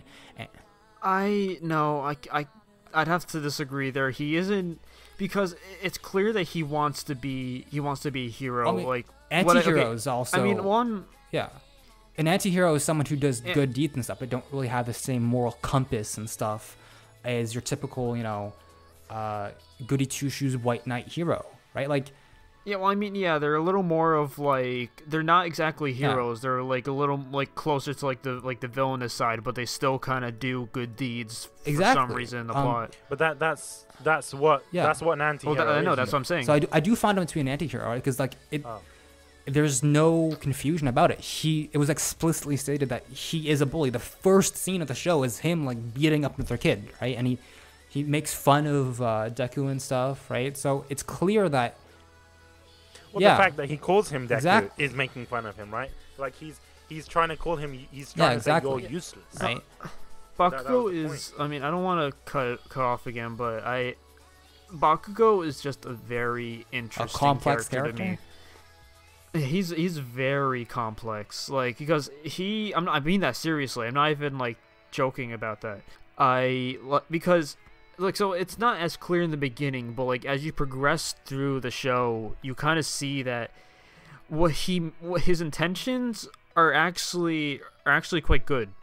Like his intentions are quite innocent, but he expresses those intentions through anger. Yeah. I mean, I don't know like if hostility. innocent is quite the right word. I think like perhaps he has. Well, I mean, not innocent. I'm not saying Bakugo himself is innocent. I'm saying his intentions are innocent. Like he wants to become a hero just like Deku. He wants to strive to be like the greatest hero. Because you can tell like they both admire All Might. Like but the way he expresses it has like a level of hostility. A lot of like. Oh my God! Are you saying Bakugo's a tsundere? Bakugo confirmed tsundere 2018. No, I'm not. I'm not saying that. I'm not saying he's the son. Like, no, I'm not, because he's not like. It's just he's not angry because, like, he's not angry to hide his feelings. I know. He's just naturally angry. But Actually, even then he's still like, but like even then he's still trying his best to be very strong and be the number one hero. He wants to surpass All Might, but he still admires All Might and sees him as a reason for becoming a hero. Like, he's very similar to Deku, but like when you but they're like two sides of the same coin. They're foils, right? But I mean, I agree with you on him being angry and stuff, right? Him being an anti-hero for sure, but I would not say that I'd still disagree in you saying that he is innocent, right? Because yes, he has the right, his intentions are innocent, right? Well, yeah, that's why I just said. I'm saying his intentions are innocent. I wouldn't even say his intentions are innocent, because he wants to be a hero, sure, but if you look at the flashbacks, right, he knows exactly what he's doing when he, beats up Deku and shit, right? When he's not like he's accidentally hurting a Deku, right? He knows full well that he is bullying Deku, right? He's making fun of him, hurting him. He knows what he's doing, right? He knows the consequences on Deku, right? Well, that's what I mean. It's like that's what makes him so complex to me. Like, he's just sometimes, like, he's just so hard to understand, but then there are times where, like, although it's difficult, you can kind of see, like, what he wants to do through his anger. Yeah. No, he's definitely, can see what his intentions are, even though in the first season, right, you don't get to see his full backstory, right? You do get hints that, the reason why he's so pissed at Deku is because what pisses him off is he can't explain Deku's perseverance, right? He's quirkless, he's supposed to be, rubbish, right? Crawling at his feet, right? But Deku doesn't act that way, right? Despite everything going against him, Deku always has his chin up, right? He's always gunning for his goal, no matter what, right? And that's what pisses him off, as we've seen in the flashbacks, right? But right, even though I can understand that, because, childhood is a time where a lot of people have issues and stuff, right? And those issues carry on into adolescence, as you see with Bakugo. I still don't really like him, even after my second watch, though. I didn't like him the first time, and I still don't quite like him in the first season, mind you, the second time rewatching it. The reason for that is because, like, he's like the worst parts of Sasuke and Eren combined, where it's like he is the edgelord, right? So I said that Deku isn't an edgelord and he isn't annoying. Bakugo is, the incarnation of that. He's so over the top about being the best hero, right? He has no human side to him. He's just, you can't quite relate to him, right? He's supposed to be a prodigy, but he acts like a complete fucking dick to everyone, right? There is no relatable side yet, right? There's an understandable side to him. You can see where his flaws come from, but can you sympathize for him? Can you say that, hey, he's a good person, I like him? Not quite. So he's just so focused on being the best and the center of attention that he'll push others down, right? He's the type of guy that, who'd be drowning and who'd push you down into the water if you were trying to save him, right? That's why I don't like about him, right? His entire personality in the first season revolves around hating Deku and being pissed constantly, right? It feels like so typical for a shonen character, right? I hate to say it, but that's how it is, right? It's just, again, is it understandable? Yes, but just because something's understandable doesn't mean that I have to like him, and I still don't like him within the first season, right? He doesn't get enough development, in my opinion, and that's the problem, right? That aside, though, he does have a badass quirk. Yeah, I agree with you on his quirk. I think his quirk is really cool. His character, not so much. There was something that Joe kind of mentioned before, saying that his intentions were innocent. But I really want to explain why I disagree with that, because there is no way for us to know what his intentions are or the true meaning behind them. That's what I mean. It goes back to what I said about how complex he is. Like, he doesn't really make it clear. It's a lot of it in the first season is really up to interpretation and how you read into it. Regardless, Deku definitely admires and looks up to All Might because of his personality, because, you know, he's the symbol of peace, right? And he aspires to be All Might. I think the thing that separates the way that they admire All Might is that I don't think Bakugo is looking to be the symbol of hope or peace, right? He's not. I think that the reason why he looks up to All Might is because of the stats, right? The number, the fact that he's number 1, right? I think that Bakugo more so sees All Might as, you know, a stepping stone, right? That's his goal, right? To be the best hero, but not because he doesn't seek to, you know, enshrine the same values and ideals as him, right? Yeah, well, I mean, I'd say that's very unclear, like, at least with the first season. I would like to pose a question for you guys, particularly Kevin. Kevin, do you feel that, for example, if All Might wasn't number 1, and let's say it was a different guy, like Eraserhead or Best Jeanist, right, or anything like that, do you feel that Kachan would still want to be number 1? Absolutely, yeah. Or if it's something that is more Deku based, because I feel that it's irrelevant. I think it's irrelevant, whether it be All Might or Aizawa or whatever. I think that it's just that he wants to be the best, regardless of who the top person is, right? Whether it's Deku, whether it's All Might, you know, he just wants to be the best, and that's clear from the start, right? When he first discovers his quirk, right, he's like, he gets this power trip, and he's like, oh shit, I am special, I am exceptional, and everybody should be following me, everyone should be cowering before me, right? Because I am amazing and nobody else is. He right? has his and God that's the complex, source. Right? Yeah, he's kind of got this like superiority complex, right? And you know, I think that his conflicts with Deku stem from that. Everything comes back to that central point of him being exceptional. Like, 'cause again, it even shows in his performance. He's the top ranking student to get into UA that year, right? He was number 1. So he's super competitive, super fierce, right? And I don't think that he, again, admires All Might for his personality or his values like Deku does, right? Because Deku sees the man, right? He sees the hero, but he sees the man and his values. Bakugo, in my opinion, sees the numbers, the statistics, right? The amount of rescues that he's had, right? The amount of publicity that he has, the admiration that everyone else has for him. He doesn't see why All Might does what he does. Whereas I think Deku has a fuller picture, right? Because he truly wants to be All Might, where Bakugo just wants to surpass the guy who happens to be in first place, right? Because of his super competitive personality. And I think that's what distinguishes them. So again, I mean, yes, he's complex, but I can't bring myself to say that, you know what, I like him. Because in the first season, it's just there's not much I can find that would distinguish him from other characters in shonens, right? Like, he reminds me of Sasuke, so much of Sasuke, right? He's super like over the top about this one goal, and that's his entire personality, right? Unlike Deku, where I can be like, you know what, yeah, his thought processes, his relatability of being, you know, the underdog, being quirkless, his passion, his perseverance is what makes him stand out from the rest of the shonen crowd. I can't say the same things about Bakugo, unfortunately.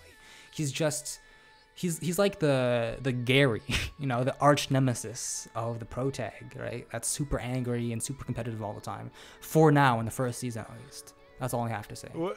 It's interesting that you mentioned Gary, right? Because there is a lot of, and you will find this out later when we talk about character design, but there's a lot of Pokemon references that I found in this anime. So did you? What? Yeah. Pokemon was the last thing that came to my mind. I'll explain why later on. That's all it for the. I think that's like the top 3 characters that were really important in terms of the pro tags.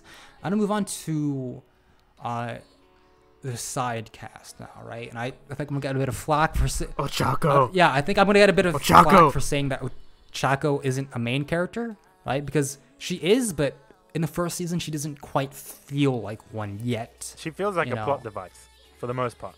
Yeah, and she kind of does, right? How dare you? But I have to completely agree with Abish here, right? I don't have anything against Ochako, unlike Bakugo. I don't hate her, right? But even she is, let's be real, she's kind of the typical love interest, right? She's really nice, right? She's like Linda, except Linda, I find, you know, you see her, their pasts, her past with protagonists, right? So you get to see her character develop over time. But I feel that, you know, even after 2 rewatches, I can't say that, you know, yeah, this is the one thing that makes Ochako stand out, other than her being nice. That, like, the only thing that you know about Ochako in the first season is that she's nice, she's kind, and that she's the love interest. She's, you know, being set up to be the love interest of Deku. Yeah, but have you seen that hair? I mean, we'll get into a design in a second. She's hair. really cute, right? But in terms of the character, right, her development, her personality, there's not much I can say. There's not much that distinguishes her in my eyes from the rest of the cast. Yeah, okay, sure, she was, you know, she was pretty crafty in the training arc, right, against Ida and Bakugo. But even then, I mean, other characters were crafty as well. Yeah, I find right? that there was a lot of characters that had more sort of relevance to this season of anime, right? Like Tsu and even I don't want to be rude, but even like Minata, or Mineta, I feel he was more as a character. That's a bit harsh, but that's my personal opinion, yeah. because she just feels like something to make the plot continue, and it's unfair to her as a character. I would like to see more of her, a more serious character development from her, because at the moment, when you first met her, okay, it made sense that you met her so that he can save her, right? That was she's the only reason he got into UA, by the way. That if she wasn't there, he wouldn't have gone into UA. That's something. So she was there to drive the plot to the next point. Even later on, I don't think we see enough of her to justify her being something other than a plot device.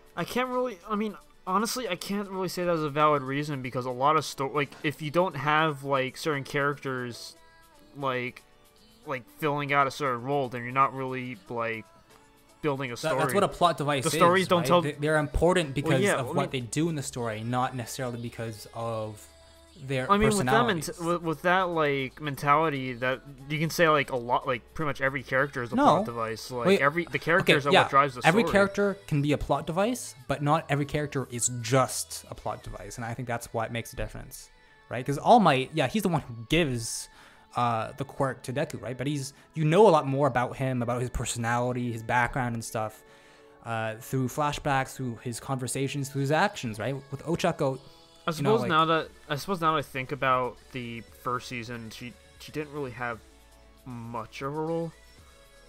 Yeah, I mean, she was there and she was nice, but that's all I can say, honestly, right? I can't comment on the other seasons yet because we aren't getting there yet. But within the first season, unfortunately, I don't feel that she's been given justice, right, for the importance. I see what you mean.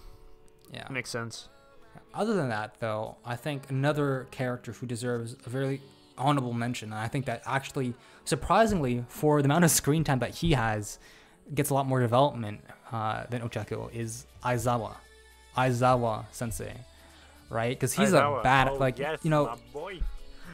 he's the typical, super tough sensei, right? Reminds me a lot of Kakashi, right? That's what I thought of when I first saw him. These Naruto references. Okay. No, but remember when Kakashi was being super harsh with him, and after the first mission they did together, or the first training event they did together, right? Kakashi was like, "Oh yeah, you guys have to be working against one another, get the bells from me," right? And at the end it was like, "Lol, surprise! Actually, I was trying to get you guys to work together the entire time, but I was pitting you guys against each other, right?" And that's the same thing that Aizawa did, right? So it was he does it in a way that he just hates himself though. You see him, when he speaks, every time he speaks, he just sounds dead. It's like, oh, okay, next you're gonna do this. But he's like the guy who cares, but doesn't care to improve his voice. Yeah, he's just that's part of his character, his meme. Well, that's what makes him so good. I love him, and I'm glad that he didn't stay that way. Right? Here's the thing, right, about the difference between him and Ochako, right? If he didn't stay, the meme of a teacher who was always, super apathetic and, tired and shit all the time, right? He goes in full badass mode, right? When he goes to, sacrifice himself, put his life on the line for his students, right? You see him in action and you see a different side of him, right? Whereas you don't really quite get that with Ochako, unfortunately, right? But anyways, enough about her. Aizawa is a badass. His quirk is fucking awesome too, right? It's not like an OP quirk, right? Where it is OP, right? But you can't really call, even then you can't call it OP, because when he blinks, then it, like, the quirk ends. It's just the problem. It's like you can, like, it's very strong, but you can only hold your eyes open for like a few seconds before you have to blink. Exactly. That's just like Deku's. That's why I loved seeing him in combat, right? He was able to take out the goons effortlessly, but he was struggling against Tomura and Nomu, right?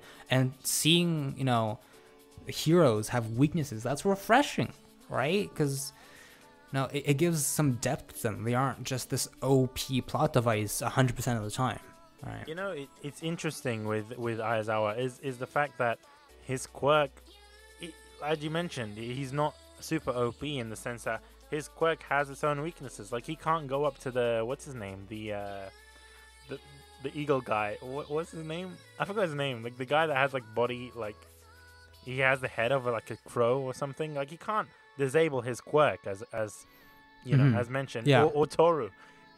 Toru's in, like, I wish. Bish really wants Toru's, like, quirk to just disintegrate. Oh, I don't know. Like, don't we all, Joe? Let's be real. Don't we all? No, not really. No, I don't mean it in a pervy way. I just mean, like, I just want to see the character design for Toru, because at the moment, all she is she's a school uniform. That's what Toru is, or she's a pair of gloves. That's what she is. Like, hey, don't you fucking objectify Toru, you piece of trash. No. Here's what's gonna happen. Like, Toru's gonna be revealed. Bish is gonna see how, like, ugly she is, and then Bish is gonna be like, you know, I never wanted to see this. What if Toru is actually Nomu? It got the face of Nomu. What would you do, man? What would you do? That's what I want to know. It's not about me. I don't know. I just want to see all the people that love Toru. If someone needs to do, like, fan art or something of Toru cosplaying as Nomu, that'd be fucking hilarious. But you wouldn't see it, so I could just do it now and say, there you go, that's fan art. But yeah, Aizawa was cool. I felt, like, really connected to him. Like, as you said, at the beginning, I was like, oh, this fucking douchebag. And then towards the end, when I saw him sacrifice, like, I was like, fuck yeah. And especially when he was getting beaten down, I was like, nah, if he dies, I'm out. Like, you know what I mean? If Aizawa dies, I just don't know how to continue this show. So I'm glad that at least for now he's alive. I'm just saying, and the fact that you see that change, he grows on you. That's what I like about that, because it just speaks a lot about his character development. That at the beginning I hated him, and towards the end I absolutely love him. Great character development. I mean, while we're, like, before we, like, move on, I really want to talk about. I just want to give an honorable mention to my boy Kaminari. He's Kaminari, yeah, okay. He can shoot electricity himself, but the more electricity he shoots out, the dumber he gets. Was that his quirk? Yeah, that's his quirk. He can shoot electricity, but the drawback is that if he uses too much, he's the guy who fought with Momo.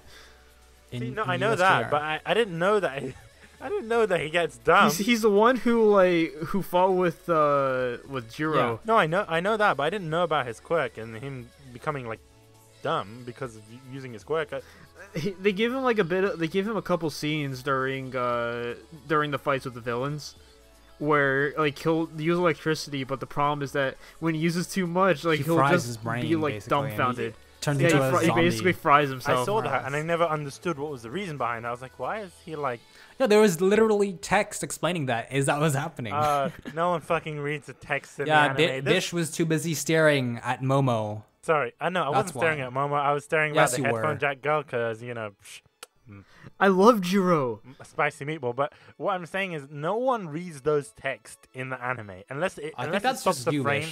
I read it. Like, even in, like, cells at work, I don't read the text. So I'm like, then I'd love to know how you understand any of these characters, because they give them that character intro. That's why I understand, and a lot of characters didn't get it in this season. Yeah, I think Bish only looks at characters' assets, and then he just guesses the story from there. That's what it is. Like, I saw Sue, and I saw, you know, she looked like a frog, and I was like, all right, I get this character. She's a frog. Like, it's just that simple.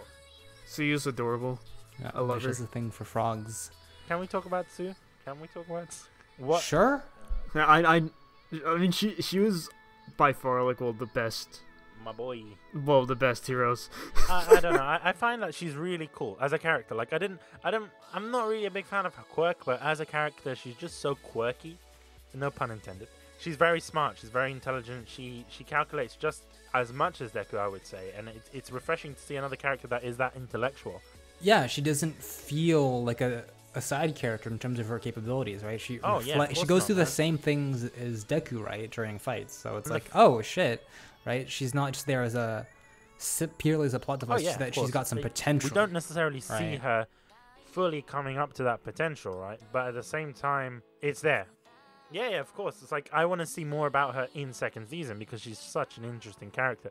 And it's not about her design or the fact that she looks like a frog. Like, nothing about that. But it's more so the fact that she noticed. She was like, oh, you have the same quirk as All Might. That's what got me. The fact that she said that and the fact that she noticed that while everyone else in the anime just didn't care. Or the fact that, you know, when Kachan was explained to, he just didn't give a shit. He didn't believe it. But, you know, I feel that, you know, if Deku had told her, she would have, like, believed it or understood it somewhat. Do you see what I mean? So that's the difference. That's why I like her a lot, because she's very intuitive as a character. Yeah. Now, you know, since I got a feeling, right? I can't confirm it. But since we're talking about Tsuyu, I now want to move on to your favorite and least favorite characters. Bish, who is your favorite character? 'Cause I have a gut feeling. Well, 3 possible characters for you. Okay, I'll tell you who my favorite character is. And what I really want to mention is, this does get a bit serious, so I'll explain it. All Might. And it's not because All Might is this OP superhero or because he's a symbol of hope. I think what kind of makes All Might my favorite character is just him. Like, when he was injured and his injured state, before he explained it, you know, no one's gonna assume that he's lost his, like, vital organs. You see what I mean? But for me, it just, I assumed he had cancer or he was, like, terminally ill because he's quite skinny. He's coughing out blood. Do you see what I mean? That happens when someone has cancer. It happens. And for me, it grounded the character in reality. And I don't know. I don't know how to explain. Like, for me, my dad was like All Might. So I kind of had this kind of relationship with All Might as soon as I saw him.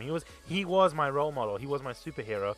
And he still is. And I think much like All Might, he was looking out for me. He was making sure I was okay, whilst he was ensuring that I learned some really good life lessons. And I think more so, like, just like my dad, I saw a strength in All Might's weakness. And that might sound a bit odd. You might think, okay, how can you find a strength in someone's weakness? And I feel that the fact that he went out to fight and save his students, even if his own life was on the line, was, I feel, reminiscent of my own dad, who was a fighter until the end. I think he didn't let his condition stop him from what he needed to do, to protect, to teach, and to fight like All Might. So, to me, I know it's hard to explain, but I see All Might as this figurehead, a fatherly, and his presence and even his skinny, injured state kind of brought tears to my eyes. I feel like I came to the realization that, you know, after many years, after 15 years of his passing, it didn't change my opinion on him, and it didn't change negatively. And looking at All Might made me feel that emotion, and it made me underestimate my own dad's strength looking at All Might, because he was very reminiscent of All Might. And I think much like Deku and All Might, who continued to fight through his injury, you know, it stopped him for more than 3 hours, and I think he still continued.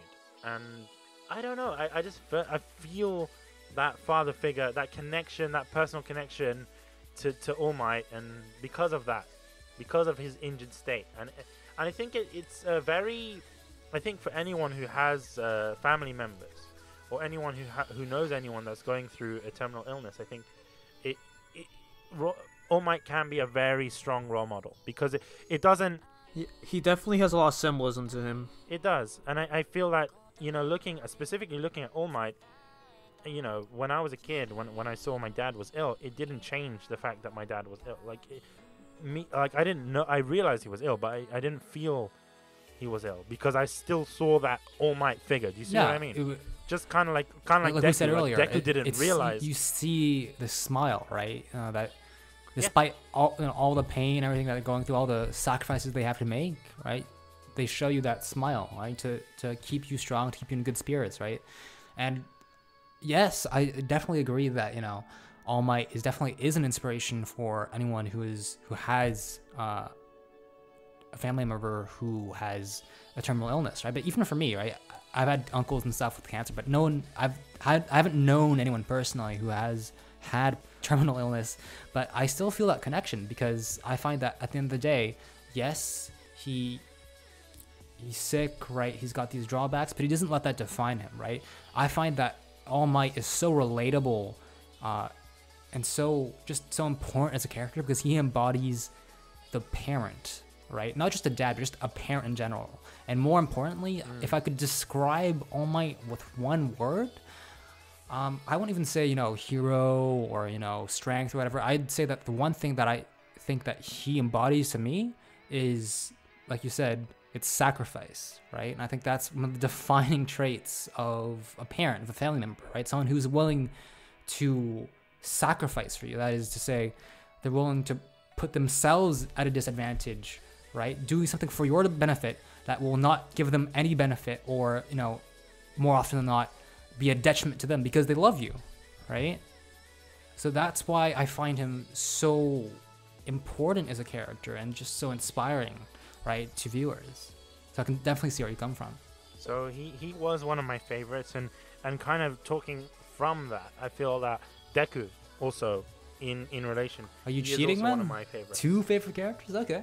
I have to have 2. They go hand in hand because I feel that Deku, I see a lot of myself in him, wanting to achieve goals that seem seemingly impossible, and not giving up, doing the right thing even if it causes him harm. I just like what made him my favorite character was seeing him save Kachan against a villain without even a quirk. Like, who the fuck does that? Or like saving Ochako in risk of breaking his own limbs. He knew he would break his limbs, right? And if Ochako didn't come and like do the zero gravity thing on him, he would have fucking died. He knew that those were the risks, and he still went after them. That's why I like him. What about you guys? Who are your favorites?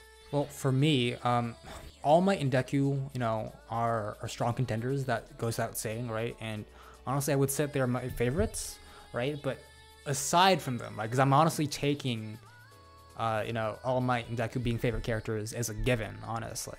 But I want to give an honorable mention to Ida. All right, he's kind of like my best boy, because he's presented as this very, no bullshit, very serious character at first. Right? He's kind of like the nerd at first, right? But he grows on you because he's a bro. He's the broske. Stop with this fucking broske shit. All right? That's what every Ida anime is, though. that we talk about. No, okay. You know what, Kevin? I don't want to call you out on your shit, but this broske shit's got to stop. But every character to you. Why do you love broske? Not every Why character, do you love but I gotta give shout outs. Okay, mister, I need to push you into every single episode we do. Look, dude. The broske situation, like, I don't know, like, you do raise a good point. I like Ida in the sense that he is the bro character, right? But at the same time, he's 2 up his own ass, at least in the beginning. Could you elaborate, actually? I'm curious to see why you say that. Because if you said that about Bakugo, yeah, I completely agree, right?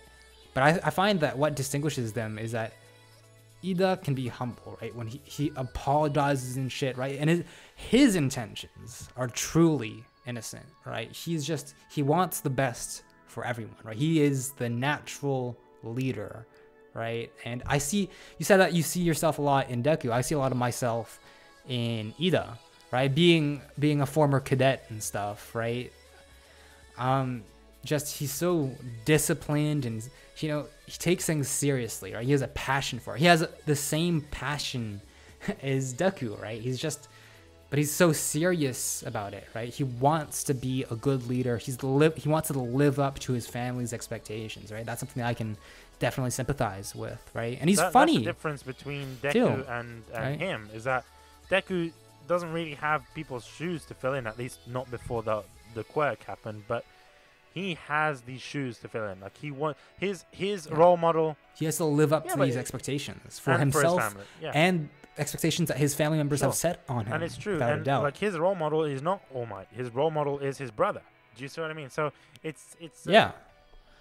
It's like I see like Aida like as somebody like I'm glad they didn't make him into like a joke character, like somebody who was serious for the sake of being serious. Like that's just kind of how he is. Like, and he also has very like honest intentions. You get to see his motivations, right? You know, why he does what he does. And like he feels like a very strong that's character why as a result. You know, when you say the whole broske thing, I kind of took it as an insult towards Ida because, let's be real, broske characters or the bro characters in anime tend to be punching bag for jokes, right? Whether it's Shu or whether it's or Yosuke in Persona 4. Shu again. Yosuke Yosuke again. I mean? So you're no different. Yeah, but you do realize that the broske thing comes from Yosuke, right, Joe? Wait, Joe? That's right. Joe wasn't there for the Persona episode, so he doesn't know. But the origin of broske is from Yosuke. I know about it. I listened to the episode. Right? So that's why you can't give Bish shit for bringing up Yosuke, because he is the original broske. Well, yeah, it's named after him. He's the OG. No. You know who he is? He's the bro Yuji. No, there's no bro Yujis. It's broske. All right, let's get that done. It's broske. But what I wanted to mention is that he's kind of reminiscent of Kevin, forgive me for saying this, but he's reminiscent of Sky High. Sky High. Yeah. You know why? Because when I saw him, the entire anime is Sky High. No, I'm not talking about the TV show Sky High. I'm talking about Sky High from Tiger and Bunny, the character. You know what I saw. What made me feel that was, when he used the zero gravity to kind of fly effectively. It just was like that, and his suit just reminded me of Sky High. Like I felt the Sky High within him, right? To me, I felt the power. He just reminds me a lot of Sky High in the sense that he's very admirable. He has this kind of, I don't know how to explain it. It's like he feels very regal in a sense, right? Like he has this expectation from his family. He feels royal. Like he feels like, oh, look at me. And I feel like if I wasn't to look at the dub, right, or I would imagine if they were dubbing him in English, if he would have a British accent. Oh, yeah, he's like the crown prince, He's like the crown prince of bros. Yeah, that's my favorite character, right? Now, again, I think that I said all I had to say about All Might and Deku before, right? I'm talking about characters, and you brought up him as your favorite character, but Ida, I think, honestly deserves an honorable mention. Is my favorite character.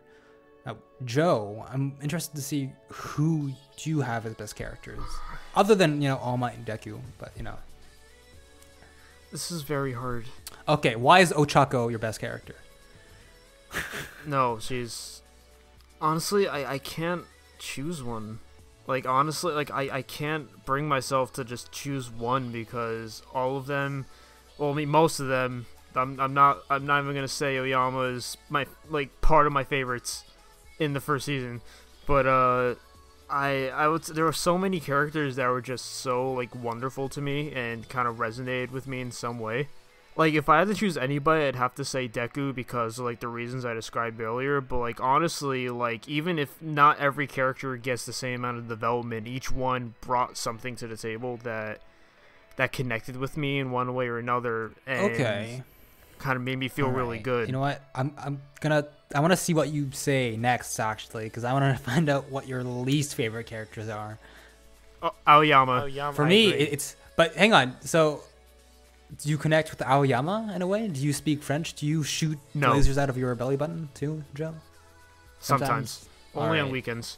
I can feel that. Yeah, but for me, honestly, it's Mineta. Because yes, Aoyama is kind of like a meme that's not even really funny, but I find Mineta is forgive me, he's the shoe of this anime. Honestly, right? He's just oh my god, I fucking hate him. Do you know any other character other than fucking No, but Shu? Shu is like the incarnation of shitty perfect characters. Do you watch Nisekoi before every recording? No, it's just is that what's going on? I think of a pervy character, right, I think of Shu, and it just boils my blood, right? It's like Mikasa, you know.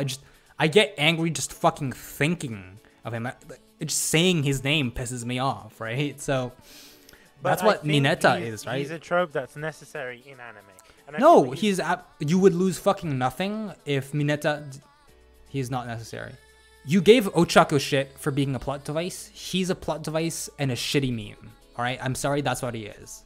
All right, we were talking earlier about how, you know, despite being a shonen, despite following a lot of the same general lines as a lot of other shonens, right, shows in the genre, it stands out, right, because of its characters. This is like the exact opposite of that, right? Mineta is the opposite of that, and Aoyama as well, but I find him less annoying than Mineta, right? It's like he would be like the second worst character for me, because like even though like I strongly disliked like his whole persona, he still had a bit of use. He still had some sort of like use in this. I mean, no, like let me finish. He contributed in some way to the story. Aoyama did almost nothing. Sure. Yeah, I agree with Joe in that sense. Like, they're both shit characters, but I feel that Aoyama is worse. I think we give Aoyama too much fucking of a mention on this podcast for how shit of a character he is, honestly. He doesn't deserve that much of a mention. But you know who does deserve that much of a mention? Who does, Kevin? Tell us. My best girl. Who's your best girl? It's Toru? Okay. Man, I'm fucking... Okay, I guess I'll have to say we're only allowed to have one, right? But I'll give an honorable mention, a runner-up. Okay, so first one is Toru. Because it's just the mystery, you know? It's like, what does she look like, right? What if she's the fucking, you know, head of the League of Villains? We would never know. She could be the mastermind behind the League of Villains, but we don't know because we don't see her. Well, so you mean when she turns visible again, you're just gonna look at her and be like, and then you're gonna see like something on her skin that says, "I am the mastermind." Who knows? I mean, that'd be a fucking awesome plot twist, right? But yeah, I don't know. Just the mystery, right, is what makes her interesting as a character. But also, honorable mention is Momo. All right, and this is typical, but as an engineering student, right? Someone who can create whatever they want just by thinking of it, like, you know, that's pretty fucking badass. And also her design, you know, like, it doesn't hurt. Do you know about the drawback to her quirk though? It takes a lot of energy, no? Or it takes a lot of time, isn't it? Well, it takes a lot. It uses her lipids, but not just that. Like, if she wants to make something big, if she wants to make something that's like the size of her entire body or more, like for example, if she want to make a tank, she'd have to take off all her clothes. How is that a drawback? You know, like, I mean, because in battle it will be a drawback. No, like, it's actually really funny because I mean, here's a little fact. When she was designing her costume, the reason she can't, it's like she wanted to make it as like, she wanted to show as much skin as possible so that she'd be able to like make larger objects and make more of them. But showing too much skin is against hero laws. So she had to reach a minimum. My best girl or Momo. It's or both. Toru, but Toru is like my runner-up. My best girl has to be Tsu, just because the way she talks, it's too much, man. It's so hilarious. Yeah, she does have a really good voice. I said it before. Her voice actor is godly. I love it. The monotone and then the way like she act. Like, it makes me feel like she is a frog. Do you know what I mean? Like, that's so cool. Like, I'm not gonna lie. I did also want to mention the fact that she's very, like, unique in terms of her character design. I just wanted to mention that. I don't know. It was also going back to the points that we mentioned, that she's very smart and whatever. That's why she's best girl. Like, just because, and to be honest, I feel wrong saying that there's a best girl in this anime. Like, I don't know. It doesn't feel like an anime where I could usually just say best girl once and for all. Do you know what I mean? But this one I had to choose. I just feel like I had to choose. And then we go on to Ochako. Okay, Joe. You basic bitch. Sorry. It's just honestly, the funny thing is, the thing that makes me like Ochako the most is that she's the most, like, aside from Deku, like, she's like the most ordinary. Yeah, she's so ordinary. She should be listed on Amazon Basics. Like, that's what she is. Oh fuck! what it is. Somebody call a fucking ambulance. Jesus Christ. Well, I mean, okay. Basic doesn't mean bland. It does. She's Exactly no name simple. brand. That's what she is. She's Bish. Amazon being Basics savage is a good with the brand. fucking She's savage. insults She's today. Tesco. She's Tesco everyday value. I have That's used. what she is. I'm gonna say of every country what they got like. That's what it is, man. She's Costco Kirkland, like brand. That's what she is. Yeah, I honestly, use both Costco brands and hey, Amazon don't you Basics fucking brands. diss They're Costco both though. great. Costco's not basic. No, Costco Costco's is amazing, fucking but awesome. Yeah, that's what I Right? mean. But Ochako isn't Costco. Costco was Ochako's like the amazing. type of gal to like wear a white T-shirt to a, to a ball. Honestly, she's like Cinderella without the fucking dress. Yeah, In it's season just- one. just- In season one. All right. She's just so cute. She pukes. She pukes rainbow puke when she gets sick. What she does? Yeah. I did not After notice she- that. Joe's like, how can you not notice that? I fapped to that for like a straight week.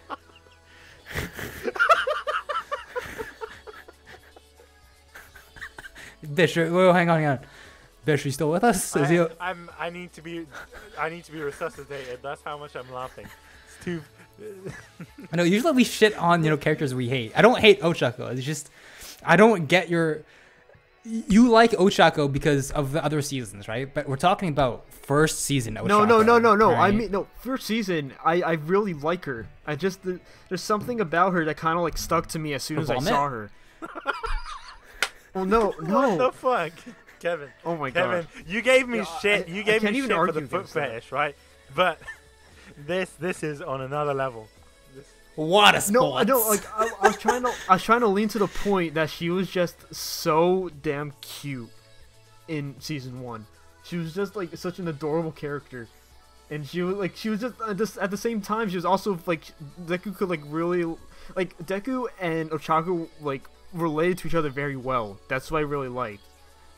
It's like I felt like Deku like the reason like Deku and Ochaku's like connection is so strong is because I think they can kind of like they can kind of sympathize with each other. Okay, I have a question for you. Should they smash? Do you think they will smash? Yes. Alright, cool. I mean, like she It is the true OTP. Well, because like there's no fucking alternative. Although actually no, I'd say that. I was trying to make a joke. there, but no, I didn't want to bring up OTPs in there because I don't think there are many ships to have in this show. But honestly, I think that Tsu and Deku would be a better item for me personally, because I was like, you know what, Tsu shows some potential the first season, right? Whereas Ochako's she a basic bitch, but not necessarily in the bad way. She's like plain cut chips, right? Like why would you take plain chips? Why would you take plain Ruffles when they're like all dressed chips right beside? Like she's nothing bad about her, but nothing special about her either. Like That said though, like I have to give an honorable mention to my girl Mina. Ochaku's like really like I love Ochaku the most, but Mina comes very close for me. She's just like I love how like outgoing she is, like how easygoing and how like just how like energetic she is. Alright. She just I feel like she was one of like the students that stood out a lot to me. I think that's just you in the first season because she does literally nothing in the first season. You're talking shit about Aoyama being useless, right? Mina does fuck all in the first season. I didn't even know what her quirk was. Yeah, but I mean, Aoyama was also very annoying. Like Mina, like she was just kinda useless, irrelevant. like, I can't really say I forgot that she was in the first season when I first watched it. Honestly. Well, first of all, you can go screw yourself. Second, Aoyama just kind of, he came off as completely useless. He came off as annoying. Like when I saw a scene with him, I'm just like, ugh. But when I saw a scene with Mina, I'm just like, yeah, because I knew she was gonna brighten up the atmosphere, like even if it was like for like a few seconds. You know what? Honestly, the sad thing? I noticed Toru more than I noticed Mina, and Toru's fucking invisible. Well, I mean, I noticed Toru a lot more too. She was just like clothing floating in the air. Speaking of clothing, what do you guys think of the character design? Because I have some points on there. that I kind of want to discuss, and I'll go through them quickly. But there was a lot of references that I have to other shonen shows and other comics and such. We'll start with All Might. You know, he has the antenna, which makes him recognizable. I feel like when you're creating a Western comic book character, you have to make these things that make them recognizable, right? Like Wolverine's claws, or Cyclops' visor, or Superman's iconic S on the front of his. Do you see what I mean? So I feel like he's got that. He's got the ears, not the ears. He's got the antenna. It kind of reminds me of I don't know if you remember Thor. But Thor has on his helmet, he has the wings on the side of his helmet. Like, I'm talking about Silver Age Thor. Oh, I love Thor. He reminds me a lot of that. If you guys see like those old comics, I'm a big fan of comics, right? So he's very reminiscent of Western comic book heroes, like Superman, or his modern costume reminds me of the Carol Danvers Captain Marvel suit. But I feel that even comparing them to Japanese superheroes, right? The Japanese superheroes are very like mech oriented. Like if we want to compare it to Tiger and Bunny. The characters are in these mech suits for the most part, right? But he's in this skin tight suit, and it's like, I don't know, like I kind of prefer his Silver Age costume. It feels very nostalgic in a way. Like I kind of got a very Thor Silver Age vibe to it, like with the blonde hair and the red cape and the yellow and gold boots and the circles. And it like I said, the helmet wings remind me of the antenna. I don't know if this is a homage to Jack Kirby. I'm not sure what the art direction was, but it did feel very Silver Age comics. Like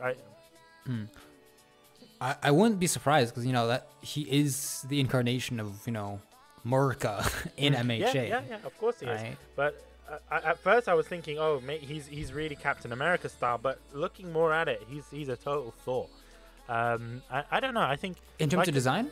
In terms of design, yeah, because I'm not sure if you'd like to take a look at his Thor's Silver Age design, like back in the day. No, I know what you're talking about. It does remind me a lot. The colors match up as well. It does a lot, and then his more newer design reminds me of Captain Marvel, Carol Danvers, the new Captain Marvel, or Captain America. So it kind of shows that transition between old style and new style. And kind of moving on from him, I'm going to go into Deku. Loved his costume. I feel nothing really came to mind in terms of reference.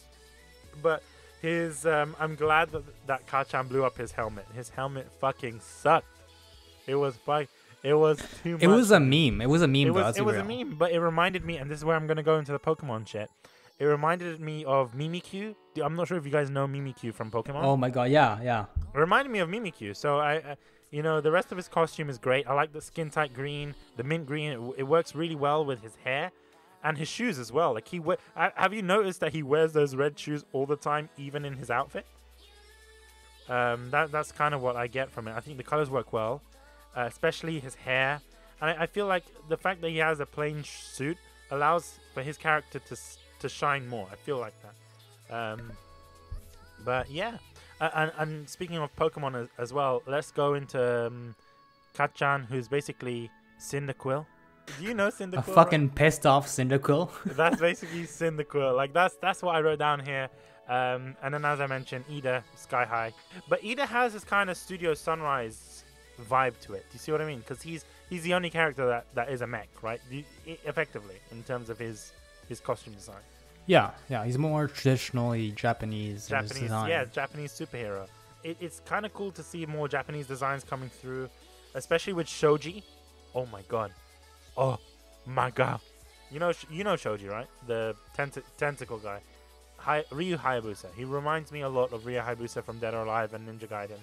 Purple Boy. I want to get onto the two, and this one actually I wrote most notes about Minata and Sato. Going into Minata, his costume is very simple, and these are the references that I find they're making references to other Shonen Jump manga. Minata with Dragon Ball Z, I feel that he's a very clear reference to Majin Buu with the cape and the yellow gloves and the white bellowing pants and the yellow boots. It's very Majin Buu to me. And another Shonen Jump is Sato. I'm not sure if you guys remember Ultimate Muscle.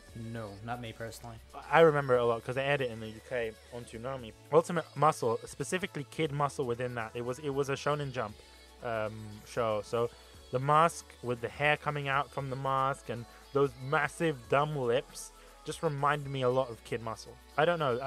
Those were the kind of, how do you say, references that I had. I didn't really have much to say about the costumes. I mean, with regards to the references, because like I'm not that much into superheroes, right? I didn't really grow up, with Dragon Ball and all that. But the one thing that did strike me was Ojiro's design, and I was really surprised actually that you didn't. Who's Ojiro? Monkey Kid, because I was like, yo, Sun Wukong.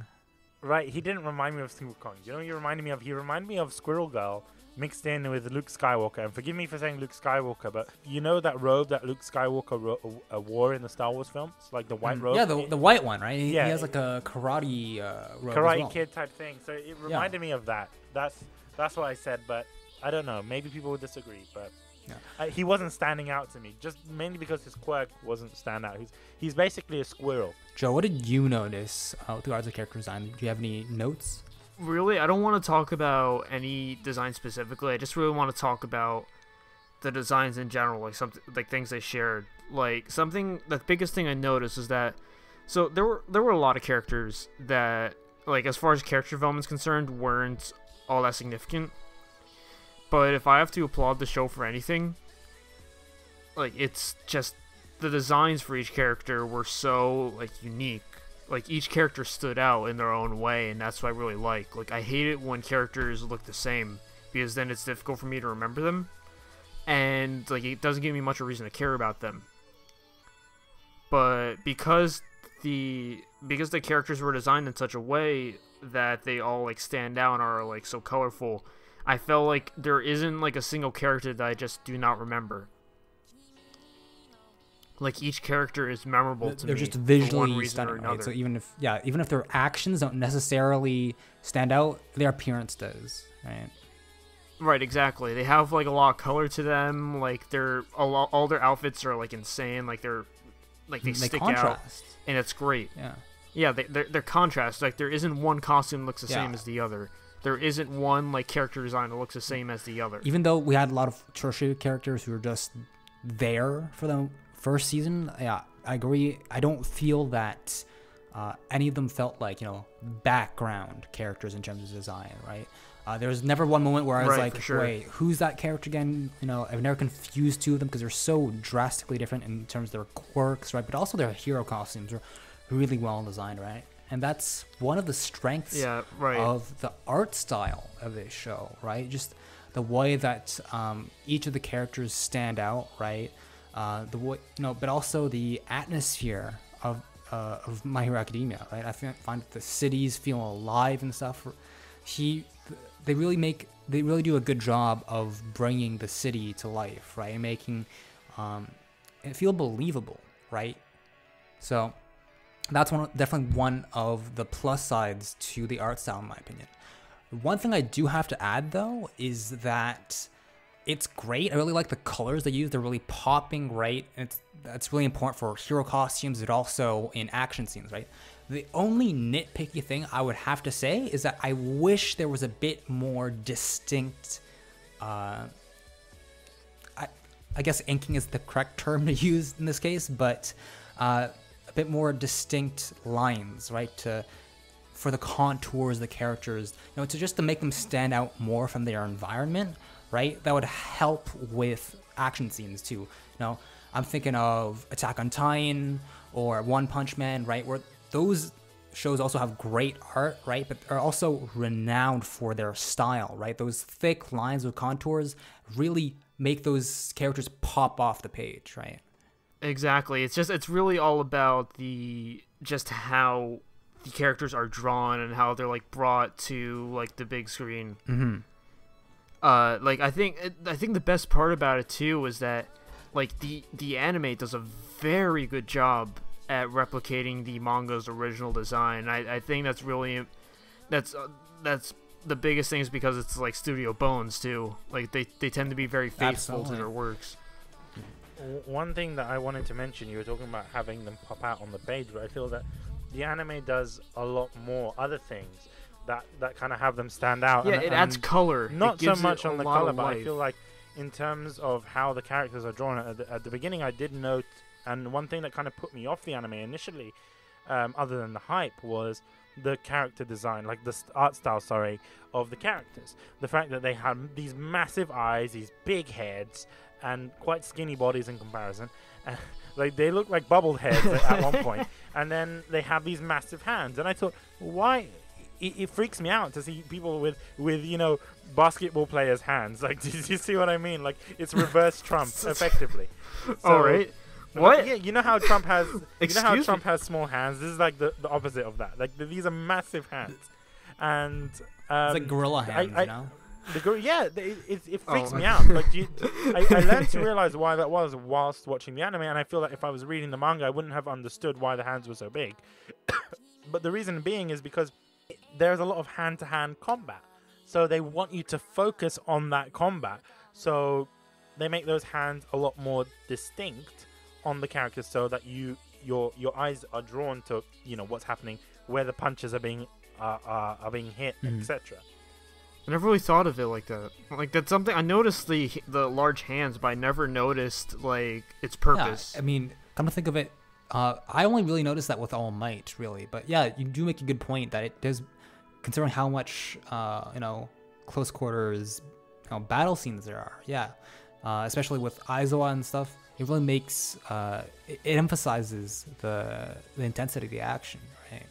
But another thing that I think really complements the show's pacing and its action scenes very well is the way that they handle the animation. It's so smooth and fluid, right? And what stuck out to me is, yes, battle scenes, but particularly ones with explosions, smoke, fire. So specifically ones where you have Bakugo, right? It's just something about the explosions in particular, I think are just so well done, right? From the way that the smoke, starts spreading out from the explosions, right? It feels really realistic, and it gives battles more of that oomph, right? And it pairs very well with Bakugo's very aggressive and destructive style, right? And one scene in particular that I took note of was when Bakugo goes fucking all out, right? In his battle against Deku, right? He uses like his ultimate ability and the fucking building just disappears, right? It's really in moments like that, or in like the last scene, right? We already mentioned, the huge flurry of punches between All Might and Nomu, right? Where there's extremely rapid movement, right? They're just punching each other, right, to death. And you're really given the impression that these characters are moving, faster than the speed of light, right? They're just, it intensifies the action, right? But it doesn't feel choppy. And so it feels very movie-like, right? Cinematic. What I wanted to mention about that scene in particular was it was very reminiscent of Fist of the North Star. Especially, when he's throwing Ken, Ken, like those kind of moments. It felt like that, and the fact that Nomu's body from taking all of those punches kind of swelled up. But his body swelled up. There was a delay, and then his body swelled up. It kind of reminded of that meme, "Omae wa mou shindeiru." You're already dead. Nani? It kind of reminded me of that. Yeah, so it's those kind of moments, and especially, oh my god.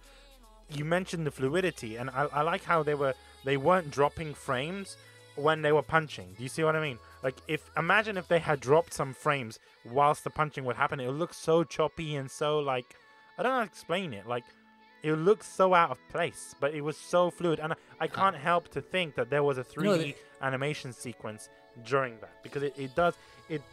There's no way someone can draw that many frames to maintain that smoothness. It really adds to, the ambiance, because you really get the feeling that, holy shit, these guys are moving crazy fast. They're actually superheroes, right? It complements the action very well, and the characters as well, right? Like I said, for Bakugo and All Might specifically, they did a really good job. There's another thing that I want to mention, and it's more so a gripe, but we were talking about 3D animation just briefly, but there are some moments where I feel that I'm taken out of the immersion, particularly when they do these 3D shots of the buildings in the anime. And one came to mind. It was towards the end. It was the final scene. I think it was the final scene of the season when they go back to the school, and then disgusting 3D model. And I'm like, you could have done that in 2D and it would look amazing. But the fact that you've done it in 3D and it doesn't look properly rendered, and do you know, like, shitty CGI from the 90s? That's what it looked like. And for me, it was a bit disappointing, and it kind of put a downer on that end episode, right? Like, you would expect that scene, especially. I understand what they're going for in the way that they've panned that camera shot, but that is supposed to generate hype, and it just decreased the hype for me, just because the 3D was so noticeable, and coming from that 3D background, like, I hate that. I really do, and that's like my one bane in anime. I didn't notice much of the 3D. Well, a lot of the 3D was good, but I feel it says a lot. The fact that you didn't notice a lot of the 3D, it means that it was good 3D animation, right? And when you don't notice it, and when it blends in.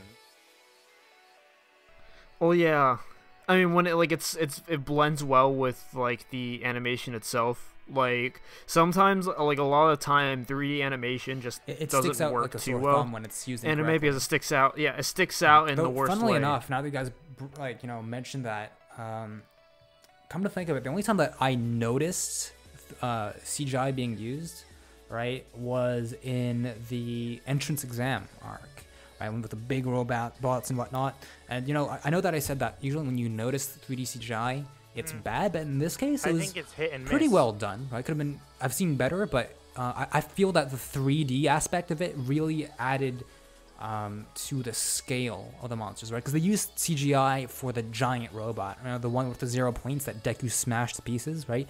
The 3D effect really made it more imposing, right, and made it contrast with the cityscape, right? It made the robot really tower over all the students, right? So it really added to the scale. So it could have been blended in a bit more, but I think that they were trying to make it contrast, right? To give you that effect, right? To make it more imposing. Yeah. But moving on now to the music, right? I really want to talk about the way that the music is fit into this anime, specifically the opening, because everybody that I've talked to, they always talk about the opening, right? Because it's so goddamn hype. Okay. Right. I'm not gonna lie. It's one of the few openings that I've never skipped. Right. Wow, Sometimes, like, even if I don't watch it all the time, I'll always have it running on the background while I type up my notes, for example. But I never skip it because the music is just so energizing. You say run. This feels so something good. I do want to say about the OP and the ending is that they're both fantastic, and they generate a lot of hype for the show, as you do mention. And what I did like more about the OP was the animation behind it, was the fact that they were using all of the characters and their quirks, and they were showing them off, and the fact that it was showing you the fight scene, the Nomu fight scene. Yeah. Yeah, it was showing you the Nomu fight scene, but it kind of, to me, I didn't think, usually when they show that in those kind of shows, you think that's what's to be expected. But the fact that you didn't see Nomu before, and the fact that they actually blacked out the background, I'm not sure if you realize that, but if you go back and see it, the background is black. So it looks like they're fighting in this kind of void. So to me, it looked like a shot that they done just to test the animation and whatever, but it's actually the same shot that they use in the Nomu fight. So it kind of, when I saw that, it generated more hype for the fight. The music is not the best. Music is not the best for the OP. I prefer the ending, but the reason why I prefer the OP overall is because the ending felt lazy in comparison, because it was just Deku running for the whole time, and then they were putting in these like screenshots or what do you call them, still frames, and they're cutting it in. And I feel that the ending, because it is a much better song, deserves better video animation. That's all I have to say. I feel like all in all, the OP and the ending were great songs. I feel it's like, well, because the OP showed a lot of action. It basically, the OP on its own basically describes what kind of show this is supposed to be. And I feel like the ending just kind of like, I mean, it was a lot more personal. It was a lot more personal ending. But even then, we didn't see much besides, like, young Deku, like, just, like, holding it, like, playing around with his All Might figurines. It's reused I mean, it was animation. cute. Like, that's pretty much what it is. To me, it's just lazy. Yeah. Honestly, I didn't take note of the ending for that reason. I mean, it was okay, but it didn't really stand out to me, right? So I never really listened to it, right? It was completely overshadowed by the opening for me. And I find it strange that you don't like the opening song, because for me, it's just, it gets me pumped every time, right? And no, it gets me pumped. I'm not saying I don't like it. I'm just saying I prefer the ending more than the opening in terms of music. Okay. Look, both of those songs, they're in my gym playlist now. Like, it's something that if they're selling it on iTunes, I'm definitely gonna buy it. Like, it's on that level. Like, I want to invest money into that whole OST, and more so the opening and the ending. I mean, the opening was very, like, exhilarating. I'll give it that. Like, honestly, like, I don't know. I like, honestly, the opening is easier for me to remember, but, like, if you, like, I remember the opening a lot more than the ending song. Like, honestly, I can't even remember how the ending song went, but if I listen, like, if I can, like, I can hum the opening song, like, right now if I wanted to. Like, it's like, it's just because of just how, like, energetic it is, how it, like, makes you, like, excited for the next episode. You know what I mean? Like, the ending doesn't really give me that same excitement. It just feels like an ending. Like, it doesn't mean, like, oh my, I'm so excited to see how this next episode's gonna go. But the opening is, like, you know, like, when it like shows all these characters, like, fighting and, like, doing these different things, it makes you wonder, like, oh, what are they gonna do this time? Yeah, no, it gets you pumped for every single episode, right? Just because it's so well done in terms of the animation, because of the song, too. Like, I mean, it stands out to me because I always remember this one specific moment of the OP, right? And that's when they have Deku and Bakugo, right, facing one another, right? And there's, like, the contrast between their young selves and their old selves. I just find that, I don't know, it blends a lot of good action, but also presents the characters very well as well. Right? As well as with their relationships, as we saw with, you know, All Might and Deku, but also the rivalry that's going on between Deku and Bakugo. Just a very solid, you know, blockbuster caliber, opening overall, right? For me, there's a number of themes that kind of stand out, and you say run. Oh my God! When I saw him running, when it started playing, and then All Might jumping in, this is when I first heard it. I don't know. For me, I want to mention this, like, the music, and I was watching this anime when I was at the gym, right? So I was working out, right? So the music, when I heard the music, it made me want to pump iron a lot more. It was like, man, I got to put more energy into this. The music and the animation itself gave me energy. Like, it came to the point where I was at the gym for 5 hours. I marathoned the show the first time watching it, and I didn't even take a fucking break. Like, I was that engaged. It says a lot about its opening, and it's not just its opening. It's OST, to be engaged to that point where it's now permanently on my gym playlist. Like, if I wanna feel like All Might, I listen to You Say Run. I listen to, you know, that My Hero bit, like My Hero, or the training song, which is a bit weird. The training song is like on that banjo, like like that. That is so unique. The fact that they use all these different instruments. It kind of reminded me of how varied Tempest's music was, although Tempest was classical, but I mean, it was a varied soundtrack in the sense. So I don't know. I don't know. Maybe if it's the same studio that worked, because I know it's the same studio for the animation, but I'm not sure if they got the same people to do the music as well. But it does seem that it might be the case. Different people, but yeah, no, I see what you mean. It really feels reminiscent of the way that it was used in Tempest. It's like, it feels iconic. Like, it's like, it's iconic, like, to My Hero Academia. Like, it kind of fits. It's like, just the story, like, the brand itself, like, it screams like My Hero Academia. This is something you can only hear in My Hero Academia, and I think that's what makes it stand out so much. Like, I mentioned it before, like, when Deku was, like, trying to save Oshako, he jumps up, and then, like, while he jumps up and punches the giant robot, and while all that's happening, like, you say, Run's playing in the background. Like, the action scenes are timed well with the music too. It's like when, like, something really big happens, the music, like, spikes up, and it just feels amazing. Like, seeing everyone's, like, shocked faces like just seeing the like Deku or All Might just finally landing that final blow, like it feels great. It's a feeling you can't really explain, but like makes you feel so positive. It does. I mean, I find the music in the show, right? It's flexible because it's there to complement the emotional moments, right? But also the action, right? It's for every sort of scene, there's an answer to it in the OST, I find, right? And that's one of the strong points, honestly, right? No matter what kind of scene that you pick, you always have this distinct soundtrack to go along with it. Like, a lot of shows can have like a unique soundtrack, but they can still sound like very similar to like you can still sound like somewhat similar to other like tracks. However, like I feel like My Hero Academia songs like encourage that feeling of getting excited, of like being prepared for this like insane moment. It works well with the animation, and in the end creates something that's just so memorable and so satisfying. Another thing that I think complements the action in this show is really the way that they designed the sound, right? So aside from the music goes along with the battles, with the sound effects as well.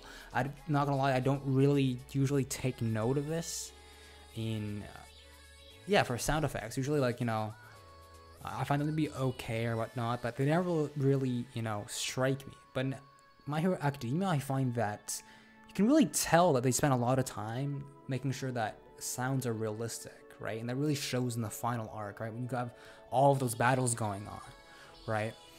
I find that, you know, whether it be the electricity that Kaminari releases, to Momo's weapons clashing when she fights, right? To, you know, Nomu's growls, right? They're fucking terrifying and they're beastly. Yeah, not quite like that, but you know, they really do an amazing job at immersing the viewers into the combat scenes with the sounds, right? And that's what they're there for, right? I find that they're really well done. It just adds the realism of MHA's universe, honestly.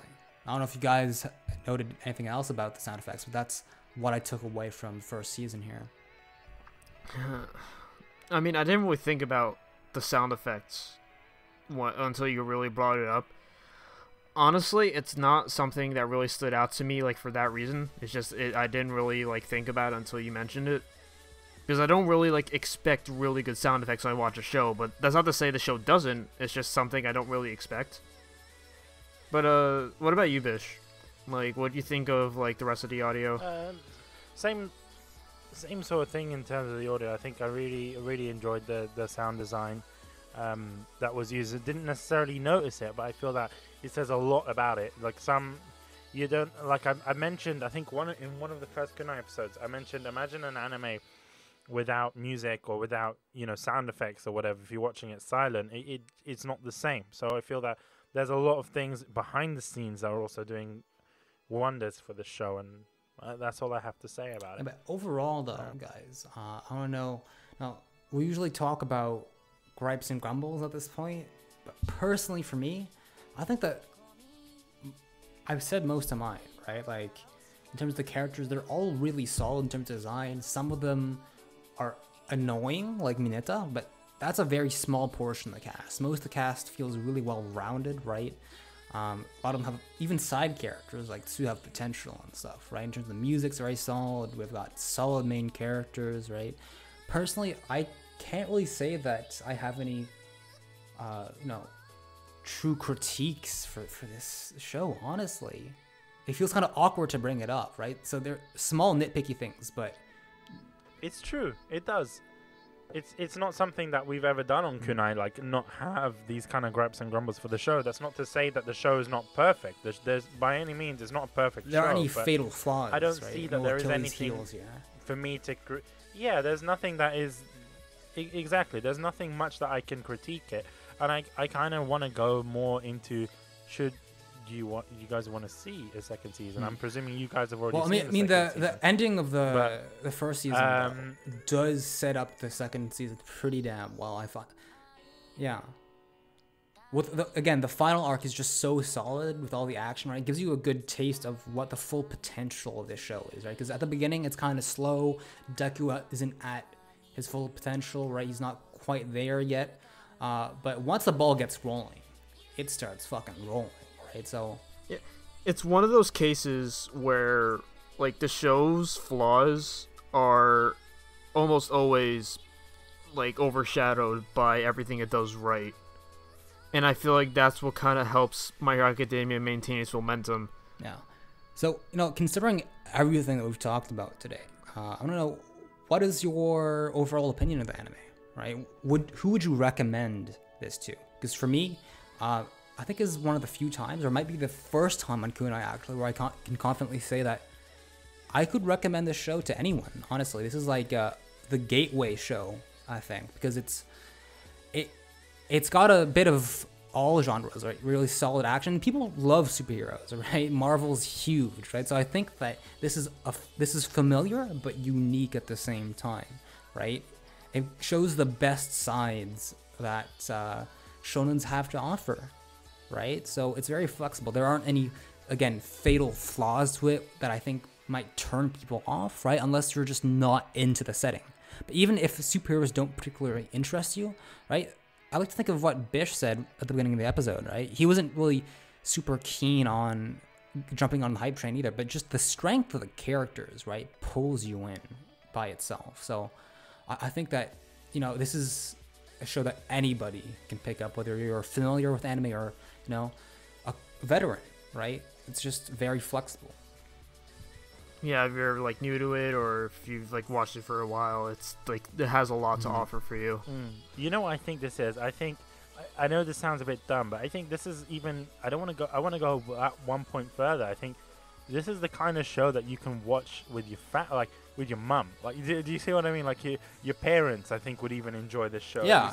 Just make sure that your parents turn away whenever Mineta shows up on screen. That's a bit less family friendly. Probably, yeah. No, you can do what the Arab countries do. You can download the anime and then cut it out, cut out all the Mineta. Honestly, I wouldn't mind if they cut out Mineta completely. Oh my god, if that isn't the most relatable thing I've heard all year, then I don't know what is. I really did enjoy it. I think overall opinion, like I said, is done close to it. And usually I'm not into shonen shows at all, as mentioned in the past on Kunai, but this has a little bit of everything, and I feel that is very welcoming to new viewers of anime, of people who are just getting into anime for the first time. I mean, Joe, do you have anything to add? I give it 10 smashes out of 10. Wait, would you give it a Texas smash or like a North Dakota smash though? No, I'd give it a United States of a smash. Yeah, I mean that's a bit later, but I mean, if you watched the first season and you're listening to this now, go watch the second season and third season, or read the manga. Honestly, I know we're not supposed to bring that up here, but both are so great, right? That if you can't wait for the show to be released every week, check out the manga. One thing that I did want to say, it's also one of those kind of shows where you can, a lot of people have seen it, you can get into conversation very easily. I was at work the other day and I spoke to one of my colleagues and they're like, "Oh, dude, you watch anime?" I was like, "Yeah, man." I said, "Okay, you watch My Hero Academia?" He was like, "Yes, man. Todoroki's best girl." Even though Todoroki's not a girl, but he's like, "Oh, Todoroki best character." And I'm like, come on, all right. So it's a kind of show, it's that kind of gateway into anime, and I feel that it's very accessible. So because of the fact that it's mainstream, but in the past I would have avoided it. I mean, it's mainstream, but now I have never heard anybody say anything bad about My Hero Academia. Everyone I've talked to who watches it says they love it. It's not like Attack on Titan. I feel that they're very few for a good reason. Not to say that AOT doesn't deserve the hype, but with MHA in particular, I find that it is very deserving of the praise that it gets. It doesn't rest on its laurels, right? But overall, guys, I mean, I think that we had an amazing discussion on the characters, and especially the characters, right, which are the testament of this show, right? So thank you to you guys, but also we'd like to thank all of you for tuning in and listening to this episode. And what you guys think? If you want to share your thoughts on this episode, the podcast, or give some much appreciated feedback, you can leave us a review on iTunes, Google Play, or Stitcher. Alternatively, you can also send us a message directly through our website at www.getalifepodcast.com/contact, or you can come chill with us on our very own Discord server by checking out www.getalifepodcast.com/discord for our link. That being said, guys, thank you so much for tuning into this episode. I guess, Bish, would you like to tell our listeners what they can expect from our next episode? Next time on Kunai, we're gonna be talking about the world God only knows. It's a Manglobe anime. R.I.P. Manglobe. Alright guys, thank you so much for listening. But before we leave, of course, we gotta leave you our Twitter handles in case you wanna shit on us for our choice of best girl and whatnot. You can contact me at Tolvray, at TOLVRAIE. Sorry, I almost forgot my Twitter at Get a Life Podcast. It's always been the same. Yeah. And mine is always the same at KiboGamer, KIBOUGAMER. Alright guys, thank you so much for listening, and until next time, stay sexy, I guess. See you guys. Stay sexy.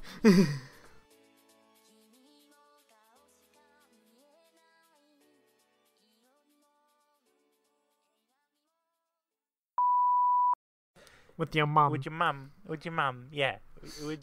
Stop making fun of how I say mum, alright? Because we pronounce it right. Queen mum, alright?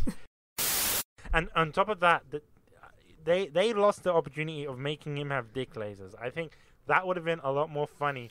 Dick lasers? Let's leave your fetishes out of Come Kunai. on, dick lasers. No, what they should have done is give him a laser that shoots out of his butt and called it shogi. You know what, Joe? Okay, I want you guys to tell us, guys that are listening, or anyone who's listening really, tell us what's cooler, dick lasers or butt lasers? Because I'm team hashtag. No, dick lasers. No, rephrase that. Do you guys like dick lasers or shogi? Joe, you can't say it like that, Joe. It's butt. But that's what shogi is. Shogi is the idea of shooting lasers out of your butt. So now everyone's gonna say, oh, you know what? Butt lasers are much cooler than dick lasers. No, dick lasers are cooler, alright? Because they are cooler. Man, you guys have some fucked up taste, man. Anyways, I don't judge, you guys fap to what you guys want to fap to, right? I mean, if you have dick lasers, then how do you pee? Well, you can turn it on and off. It's like, what, you think every time he touches his belly button, he shoots out a fucking laser? You guys are fine about talking about dick lasers, but shoe pisses you off? What? No, Kevin, stop. Bitch, continue. This discussion needs to continue for like a minute longer. Joe, it's kind of like, it's not Cyclops. It's not like he whips out his dick and then just the lasers come out of his dick. No, he can control his dick lasers. It's like, no. Hey, you don't know that. No, his quirk could be uncontrollable. If he can control his belly button laser, he can control dick lasers if he had it. All right, Joe. The anime confirms. Yeah, but then he'd have to put like machinery on his dick, and he'd have this like huge bulge. Well, that might look good for him. Like, I don't know, man. But like, it's not gonna be that big. Like, the navel laser's big. He doesn't need to have a. But like, it's fine if you have it on your butt because then people can call you thick. But if you have it on your dick, then it just makes you look like you have a really big dick. Did anyone ever complain about having a really big dick, Joe? Name me one. It can be too big. Don't do not argue with me on this. Dick, there's such a thing as too big. Isn't, Joe. No, there is not. Have you ever met Kevin? Look, I want you to get like. Would you be angry? No. Would you be? I am. No, Kevin probably has a micro dick. Kevin has the biggest dick here. That's why he's just not talking about it. But let's leave let's just let's just leave dicks out of this conversation, guys. I mean, it is a shonen show. Let's think of the children. Not that way, you sick fucks. I mean, like, let's be considerate of the children. Yeah, bitch, don't talk about dicks on my Christian podcast. Christian channel. Oh, okay, cool. Not to mention your quirk is actually really cool. Like, just kind of being half frog. That's inconvenient though. Imagine having a sticky tongue and trying to, I don't know, like fucking eat Cheetos, man. Like you get all the dust on the tongue, so that means extra flavor. So that's good. Imagine trying to like brush your teeth and shit, you know? Like your toothbrush would get stuck in your tongue. That would suck, man. Imagine how fucking unclean that is, though. Like, holy shit. How bad is her breath? I mean, that could be a second quirk for her, you know? Just fucking breathe on people. The amount of shit that she... I mean, they probably have ways to, like, adjust to their quirks. She probably has a special toothbrush. You know, you know how, like, superheroes have sponsors? I bet her sponsor is gonna be, like, fucking Listerine or something. No, she's green, too, right? So it's like, it goes hand in hand, you know? It's perfect.